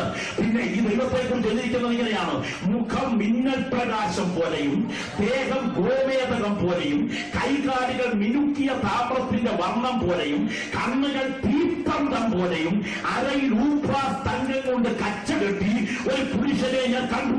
എന്തിനാ ഇറങ്ങി വന്നിരിക്കുന്നത് അറിയാമോ? ആകാശമണ്ഡലത്തെ മൂടി നിൽക്കുന്ന ഇരുട്ടിന്റെ ശക്തികളെ വെട്ടിമാറ്റി പ്രാർത്ഥിക്കുന്ന തന്റെ ദാസന്റെ മുൻപിൽ മറുപടി കൊടുക്കാൻ തൃത്വത്തിൽ രണ്ടാമനായ ദൈവപുത്രൻ തന്റെ ജഡാവതാരത്തിന്റെ 6 നൂറ്റാണ്ടുകൾക്ക് പുറകിൽ ദാനിയേലിന്റെ പ്രാർത്ഥനാ മേഖലയിൽ സാക്ഷാൽ തീയായി ഇറങ്ങിച്ചെന്നെങ്കിൽ ഇന്ന് രാത്രി ഇത്രയും ദൈവമക്കൾ ഇവിടെ പ്രാർത്ഥനയിൽ ജാഗരിച്ചുകൊണ്ടിരിക്കുമ്പോൾ നമ്മുടെ പ്രാർത്ഥനാ മേഖലകളിലേക്ക് ആത്മാവിന്റെ തീയായി ഇറങ്ങാൻ കഴിവുള്ള ഒരുവനെയാണ് ഈ രാത്രി നാം സ്തോത്രം പറഞ്ഞുകൊണ്ടിരിക്കുന്നത്. പ്രിയപ്പെട്ടവരെ, ദൈവത്തിന് സ്തോത്രം. ദൈവത്തിന്റെ ദാസൻ യഹസ്കേൽ പ്രവാചകൻ ഇങ്ങനെ എഴുതുന്നു: കേബാർ നദീതീരത്ത് ഒരിക്കൽ പ്രവാസികളുടെ ഇടയിൽ ഇരിക്കുമ്പോൾ ഞാൻ കണ്ട ദർശനം ഇതാണ്: വടക്ക് നിന്നൊരു മേഘവും പാളി കത്തുന്ന തീയും വരുന്നു. അവിടെ നിന്നല്ലോ ദൈവ സാന്നിധ്യം വന്നത്. അതിന്റെ കാഴ്ചയ്ക്ക് ശുക്ല സ്വർണം പോലെ, അവന്റെ അര മുതൽ താഴോട്ട് തീ പോലെയും അവന്റെ അര മുതൽ മോളോട്ട് കാഴ്ചയ്ക്ക് തീ പോലെ, കാഴ്ചയ്ക്ക് ശുക്ല സ്വർണത്തിനൊത്ത തീ പോലെയും. അങ്ങനെയാണെങ്കിൽ എന്റെ കർത്താവ് ആരാന്നറിയാമോ? അവൻ സാക്ഷാൽ തീയാണ്. അവന്റെ അടുക്കലേക്ക് അടുക്കാൻ ഒരു വ്യക്തിയെ കൊണ്ട് സാധ്യമല്ല. ദൈവത്തിന് സ്തോത്രം. 9200 അടി പൊക്കമുള്ള മഞ്ഞു പെയ്യുന്ന ഹർമോൻ പർവ്വതത്തിന് മുകളിൽ മനുഷ്യത്വത്തിന്റെ ജഡവേഷമൊന്ന് മാറ്റിയിട്ട് ദൈവത്വത്തിന്റെ ആളത്വം പ്രതിഫലിപ്പിക്കാൻ എന്റെ കർത്താവ് പ്രാർത്ഥിച്ചുകൊണ്ടിരുന്നപ്പോൾ തുടങ്ങി. ഞാൻ എഴുതിയിരിക്കുന്ന നട്ടുച്ച നേരത്ത് ദൈവം അത് എവിടെ എഴുതിയിരിക്കുന്നത് ഇങ്ങനെയാണ്: സൂര്യൻ കത്തി നിൽക്കുന്നത് പോലെ അവന്റെ മുഖം സൂര്യൻ ശക്തിയോടെ പ്രകാശിച്ചു. ഞാൻ ഈ രാത്രി ചോദിക്കട്ടെ, നട്ടുച്ച നേരത്ത് സൂര്യൻ നമ്മുടെ തലയുടെ മുകളിൽ കത്തിയാൽ കണ്ണുയർത്തി ഉറപ്പിച്ച് നോക്കാൻ റെറ്റിനയ്ക്ക് ശക്തിയുള്ള എത്ര പേര് ഇവിടെയുണ്ട്? മറിയയുടെ കൈക്കുമ്പിളിൽ കിടക്കുന്ന ഉണ്ണിയേശു അല്ല ഇന്ന് രാത്രി ഞാൻ ആരാധിക്കുന്ന കർത്താവ്. അവൻ സാക്ഷാൽ തീയാണ്. അവന്റെ അടുക്കലേക്ക് അടുക്കാൻ ഒരു വ്യക്തിക്ക് സാധ്യമല്ല. ദൈവത്തിന് സ്തോത്രം. നിങ്ങൾക്കറിയാമോ, ദൈവസഭയെ മുടിച്ചു മുന്നേറിയ ശൗലിനെ മാർഗം തിരിച്ചുവിടുവാൻ ദമസ്കോസിന്റെ പടിവാതിക്കൽ തിളങ്ങിയെത്തിയ പ്രഭയിൽ വിളങ്ങി വന്ന ദൈവപുത്രനെ കുറിച്ച് പൗലോസ് എഴുതുന്ന വാക്കുകൾ: നട്ടുച്ച നേരത്ത് സൂര്യന്റെ തേജസ്സിനെ കവിയുന്നൊരു പ്രകാശം എന്റെ ചുറ്റും മിന്നി. ആ ശൗലിന്റെ റെട്ടിന തകർത്ത് അവനെ വാഹനമൃഗത്തിന് തെള്ളിയിട്ടത് ഈ തീയുടെ വ്യാപാരമാണെങ്കിൽ ഇത്രയും ദൈവമക്കൾ ആരാധിച്ചുകൊണ്ടിരിക്കുമ്പോൾ ഈ തീയായവനാണ് ഈ രാത്രി യോഗത്തിൽ വിശ്വസിക്കുന്ന തന്റെ ജനത്തിന് വേണ്ടി എഴുന്നള്ളി ഇറങ്ങിയിരിക്കുന്നത്. ആത്മാവിൽ എത്ര ദൈവമക്കൾക്ക് ഇത് കാണാനായിട്ട് കഴിയും? ഞാൻ ഇത്രയും നേരം പറഞ്ഞത് നിങ്ങൾക്കൊരു കാര്യം മനസ്സിലായി. പിതാവായ ദൈവം എവിടെങ്കിലും വെളിപ്പെട്ടിട്ടുണ്ടെങ്കിൽ അവൻ തീയായിട്ടാണ് വെളിപ്പെട്ടിട്ടുള്ളത്. പുത്രനായ കർത്താവ് അത് പത്മോസിൽ നിലവിളക്കുകളുടെ നടുവിൽ നിലയങ്കി ധരിച്ചിറങ്ങി വരുമ്പോഴും അവൻ തനി തീയായിട്ടാണ് വെളിപ്പെട്ടത്.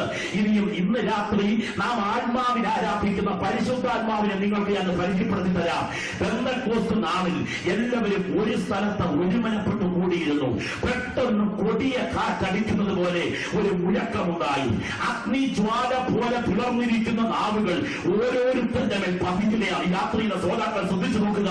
സീനായിൽ വെളിപ്പെട്ടവൻ തീയായി ഇറങ്ങിയെങ്കിൽ, ഹോരേബിൽ വെളിപ്പെട്ടവൻ തീയായി ഇറങ്ങിയെങ്കിൽ, സമാഗമന കൂടാരത്തിൽ ഇറങ്ങിയവൻ തീയായി ഇറങ്ങിയെങ്കിൽ, ദൈവത്തിന് സ്തോത്രം, മറുരൂപ മലയിൽ വെളിപ്പെട്ടവൻ തീയായി വെളിപ്പെട്ടുവെങ്കിൽ, ഡമസ്കോസിന്റെ പടിവാതിക്കൽ ഇറങ്ങിയവൻ തീയായി ഇറങ്ങിയെങ്കിൽ, പത്മോസിൽ ഇറങ്ങിയവൻ തീയായി ഇറങ്ങിയെങ്കിൽ, ആരാധിക്കുന്ന ദൈവവൈദ്യരെ സ്തോത്രം ചെയ്തുകൊണ്ടിരിക്കുമ്പോൾ ദൈവശക്തി ഇറങ്ങിക്കൊണ്ടിരിക്കുന്ന വേളയിൽ ഇങ്ങനെ പറയുന്നു, അഗ്നിജ്വാല പോലെ പിളർന്നിരിക്കുന്ന നാവുകൾ ഓരോരുത്തന്റെ മേൽ പതിഞ്ഞു എന്ന് പറഞ്ഞാൽ 6 മാസത്തേക്ക് വാടകയ്ക്കല്ല, മരണം വരെ അകത്തിമാർക്കാൻ ഈ തീ ഇറങ്ങി വരികയാണ്.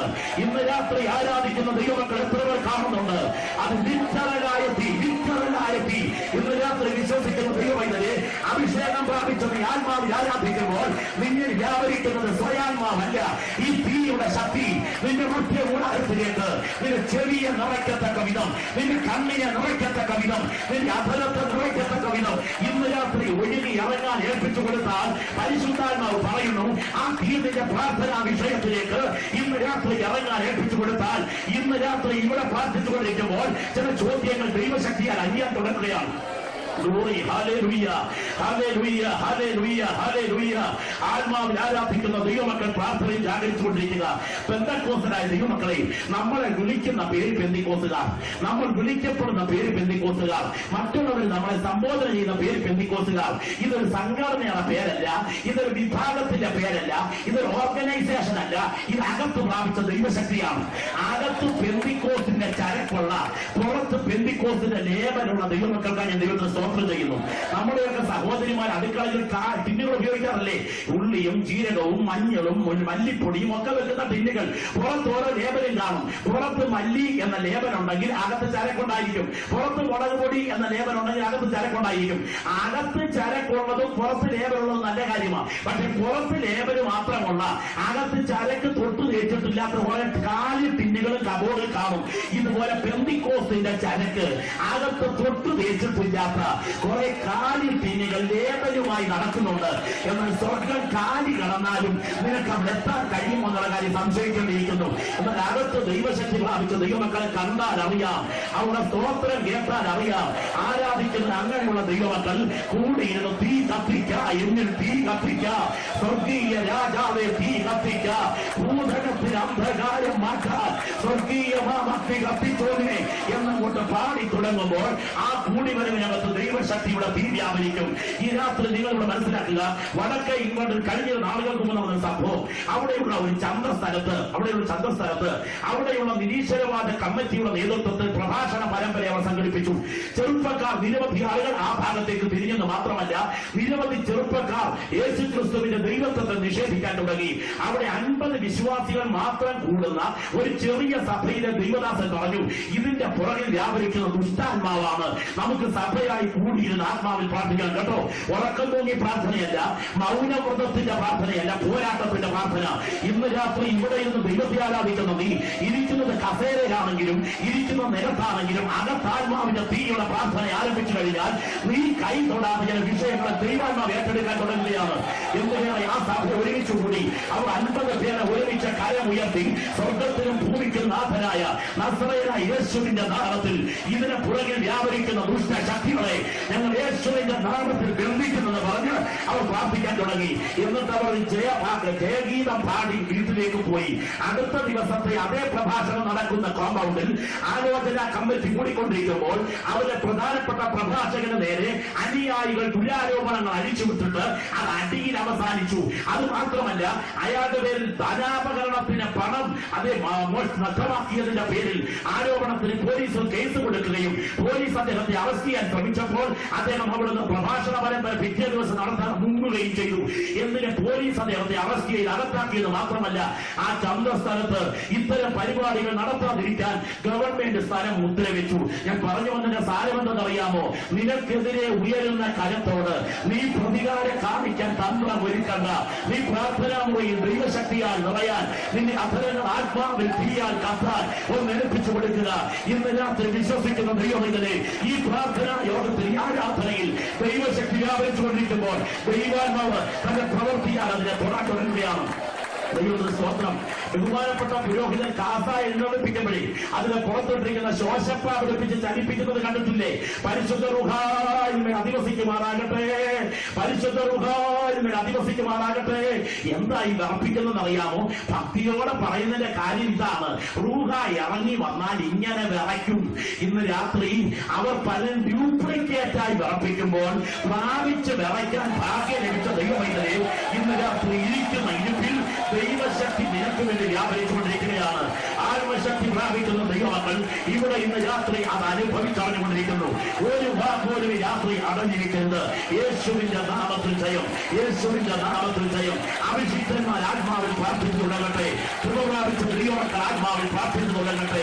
നിന്റെ പ്രാർത്ഥനാ വിഷയത്തിനകത്തേക്ക് ദൈവാത്മാവിന്റെ തീവ്ര വ്യാപാരം ഇന്ന് രാത്രി കത്തി ഇറങ്ങുന്ന രാത്രിയാണ്. നിന്റെ കടങ്ങൾക്ക് വീണ ചില ചോദ്യങ്ങളെ പരിശുദ്ധാത്മാവ് ഇന്ന് രാത്രി ഇവിടെ ആരാധന നടന്നുകൊണ്ടിരിക്കുമ്പോൾ തൊടുവാൻ തുടങ്ങുകയാണ്. യേശുവിന്റെ നാമത്തിൽ ചില രോഗബന്ധനങ്ങൾ ദൈവശക്തിയാൽ ഇവിടെ അഴിഞ്ഞു മാറട്ടെ. ചില മധ്യകൂടാരങ്ങളുടെ ബലഹീനതകളുടെ മേൽ കാലുകളുടെ രക്തത്തിന്റെ തുള്ളികൾ ഇന്ന് രാത്രി ബലത്തോടെ വ്യാപരിക്കട്ടെ.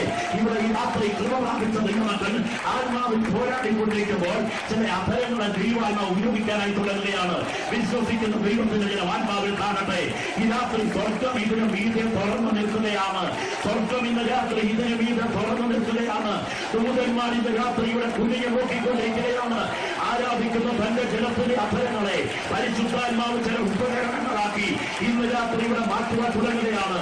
ദൈവാത്മാവിന്റെ പ്രത്യേക അഭിഷേകം വിശ്വസിക്കുന്ന തന്റെ ജലത്തിന് വേണ്ടി ദൈവാത്മാവ് രാത്രി പകർന്നുകൊണ്ടിരിക്കുകയാണ്.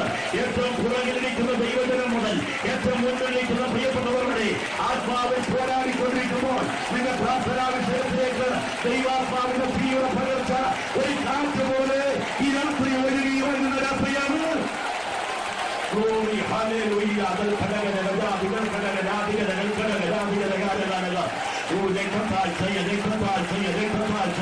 പ്രാർത്ഥനാ വിഷയങ്ങൾ ആത്മാവിൽ ഉച്ചരിച്ചുകൊണ്ട് ദൈവത്തിന്റെ ജനവി രാത്രി ആത്മാവിൽ പ്രത്യേകിക്കട്ടെ.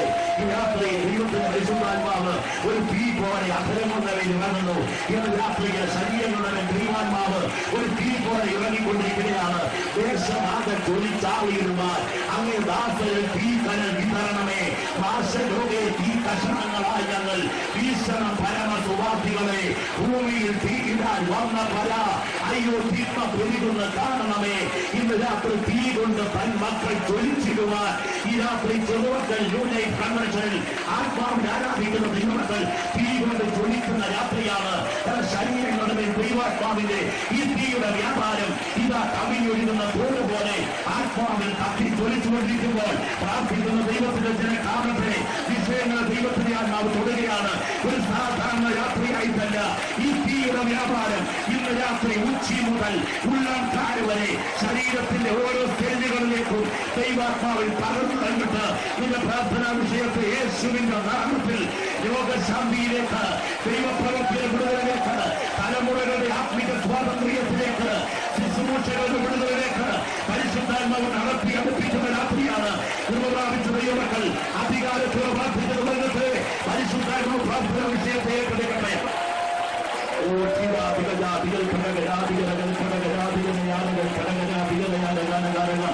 ചില കണ്ണുകളിൽ ദർശനങ്ങൾ രാത്രി പകരപ്പെടുകയാണ്. ചില ചെവികളിൽ ദൈവശബ്ദം ഇന്ന് രാത്രി മുഴങ്ങുകയാണ്. ചില അധരങ്ങളിൽ ആത്മീയ അധികാരം ഇന്ന് രാത്രി ഒഴുകുകയാണ്. നിന്റെ വാക്തത്വത്തിനെതിരെ, നിന്റെ തലമുറയ്ക്കെതിരെ, നിന്റെ പ്രാർത്ഥനാ വിഷയത്തിന് നേരെ പണം ഉയർത്തി നിൽക്കുന്ന ചിലതിനെ ദൈവാത്മാവ് തുടരുകയാണ്. ഈ രാത്രി അധികാരത്തോടെ പറ, യഹോവ എന്നെ വിളിച്ചു, എന്നെ രക്ഷയുമാകുന്നു, ഞാൻ ആരെ പേടിക്കും? യഹോവ എന്റെ ജീവന്റെ പേരൻ, ഞാൻ ആരെ ഭയപ്പെടും? എന്റെ വൈദികളിൽ ശത്രുക്കളുമായി ദുഷ്ടാവികൾ അടുക്കുമ്പോൾ ഇടറി വീഴും. ഒരു സൈന്യം എന്റെ നേരെ പാറയിൽ ഇറങ്ങിയാൽ ഞാൻ ഭയപ്പെടുകയില്ല. എന്റെ ഹൃദയങ്ങൾ ഭയമായി വസിക്കും. എനിക്ക് വിരോധമായി ഉണ്ടാക്കുന്ന ഒരായുധം ഫലപ്പെടുകയില്ല. എനിക്ക് വിപരീതമായി എഴുന്നേൽക്കുന്ന എല്ലാ നാവിലേക്ക് കുറ്റം വിധിക്കും. ഇന്ന് രാത്രി വേറൊരു വാക്കുണ്ടല്ല, വേറൊരു അധരങ്ങൾ കൊണ്ടല്ല, ഈ രാത്രി സ്തോത്രം ചെയ്യുന്ന വലിയ അധരങ്ങൾ കൊണ്ട് ചിലതിനെ കുറ്റം വിധിക്കാൻ, ചിലതിനെ ഗർഭിക്കാൻ, ചിലതിനെ ശാസിക്കാൻ വളരെയേറെ മേഖലയിൽ സുവിശേഷത്തിനെതിരെ ഉയരുന്ന വെല്ലുവിളികളെ അഭിഷേകത്തിന്റെ അധികാരത്തോടെ ഈ യോഗത്തിൽ ആത്മാവിൽ ബന്ധിക്കാൻ പൂർവ്വപ്രാപിച്ച ദൈവക്കടവിൽ പരിശുദ്ധാത്മ നിയോഗം ദൈവാത്മാവി രാത്രി തരികയാണ്. ഈ രാത്രിയെ ഏറ്റെടുക്കുന്ന ദൈവത്തിന്റെ ദാസന്മാർ പ്രാർത്ഥനയിൽ പോരാടിക്കൊണ്ടിരിക്കട്ടെ. പരിശുദ്ധാത്മാവി രാത്രിയിൽ ചെയ്യുന്ന രാത്രിയാണ്.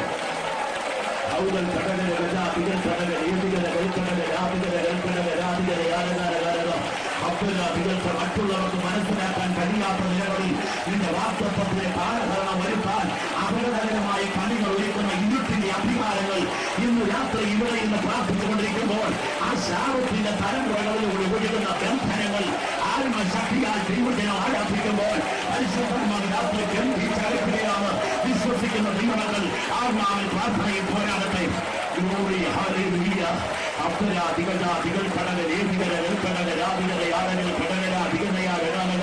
ഈ രാത്രി ആരാധിക്കുന്ന നിന്റെ അധരങ്ങളുടെ മേൽ അഭിഷേകത്തിന്റെ അധികാരം വ്യാപരിച്ചുകൊണ്ടിരിക്കുകയാണ്. അഭിഷേകത്തിന്റെ അധികാരം വ്യാപരിച്ചുകൊണ്ടിരിക്കുകയാണ്. ആരാധിക്കുന്ന നിന്റെ കണ്ണുകളുടെ കാണാത്ത വിധത്തിൽ ദൈവ സാന്നിധ്യത്തിന്റെ തീവ്ര വ്യാപാരം ഇതാ ഇറങ്ങിയ തീ, തീരായി ഇറങ്ങിയ തീ വിശ്വസിക്കുന്ന തന്നെ ജനത്തിന് വേണ്ടി ദൈവാത്മാവി രാത്രി ഒഴുകുകയാണ്. വിശ്വാസ കണ്ണുകളാൽ അത് കാണുന്ന ദൈവത്തിന് ജനം പ്രാർത്ഥനയിൽ പോരാടട്ടെ. രാത്രി എത്ര ദൈവത്തിൽപ്പെട്ട അവസരത്തോടെ പ്രാർത്ഥിക്കും. പോരാടത്താവേ, പോരാടത്താവേ, പോരാടത്താവേ. ജീവിതത്തിൽ കൈപ്പായി മാറിയ ചില രംഗങ്ങളെ ദൈവാത്മാവി രാത്രി മാധുര്യമാക്കാൻ തുടങ്ങുന്ന രാത്രിയാണ്. മറ്റാർക്കും അറിയാൻ കഴിയാത്ത ചിലത് ദൈവാത്മാവി രാത്രി ആത്മമേഖലയിൽ എടുത്തു മാറ്റുന്ന രാത്രിയാണ്. യേശുവിന്റെ നാമത്തിൽ ഇന്ന് രാത്രി യോഗത്തിൽ വിശ്വസിക്കുന്നതിന് ജനത്തിന് വേണ്ടി ദൈവാത്മാവ് ചെയ്യുന്ന രാത്രിയാണ്.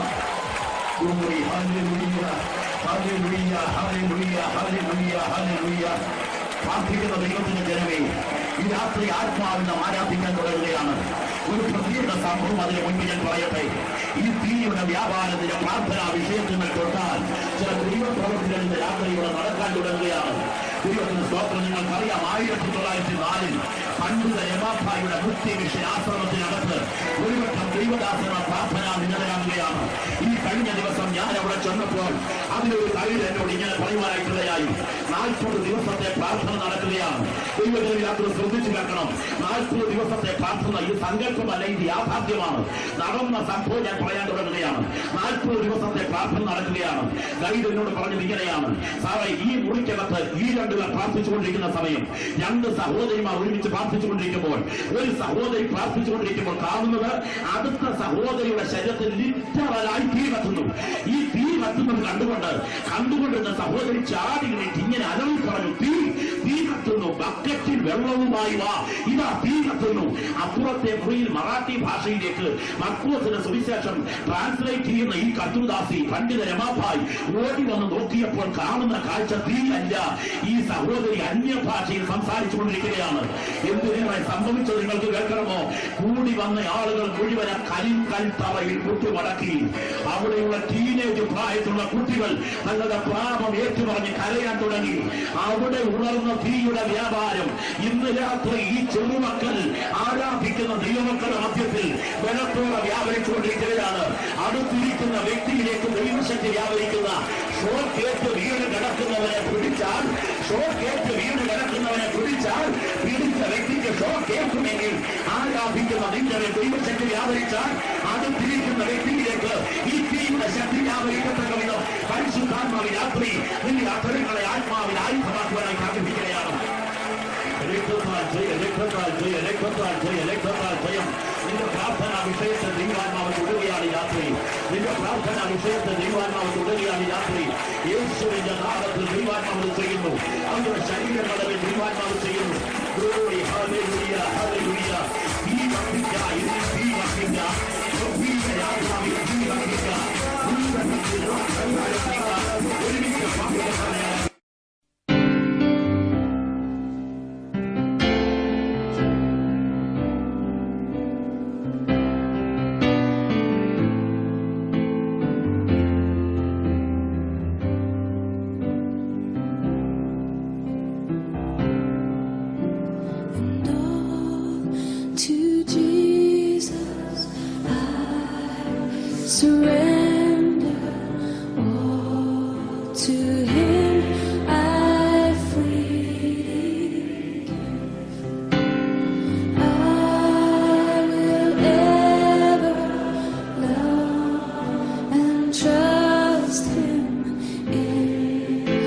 His presence.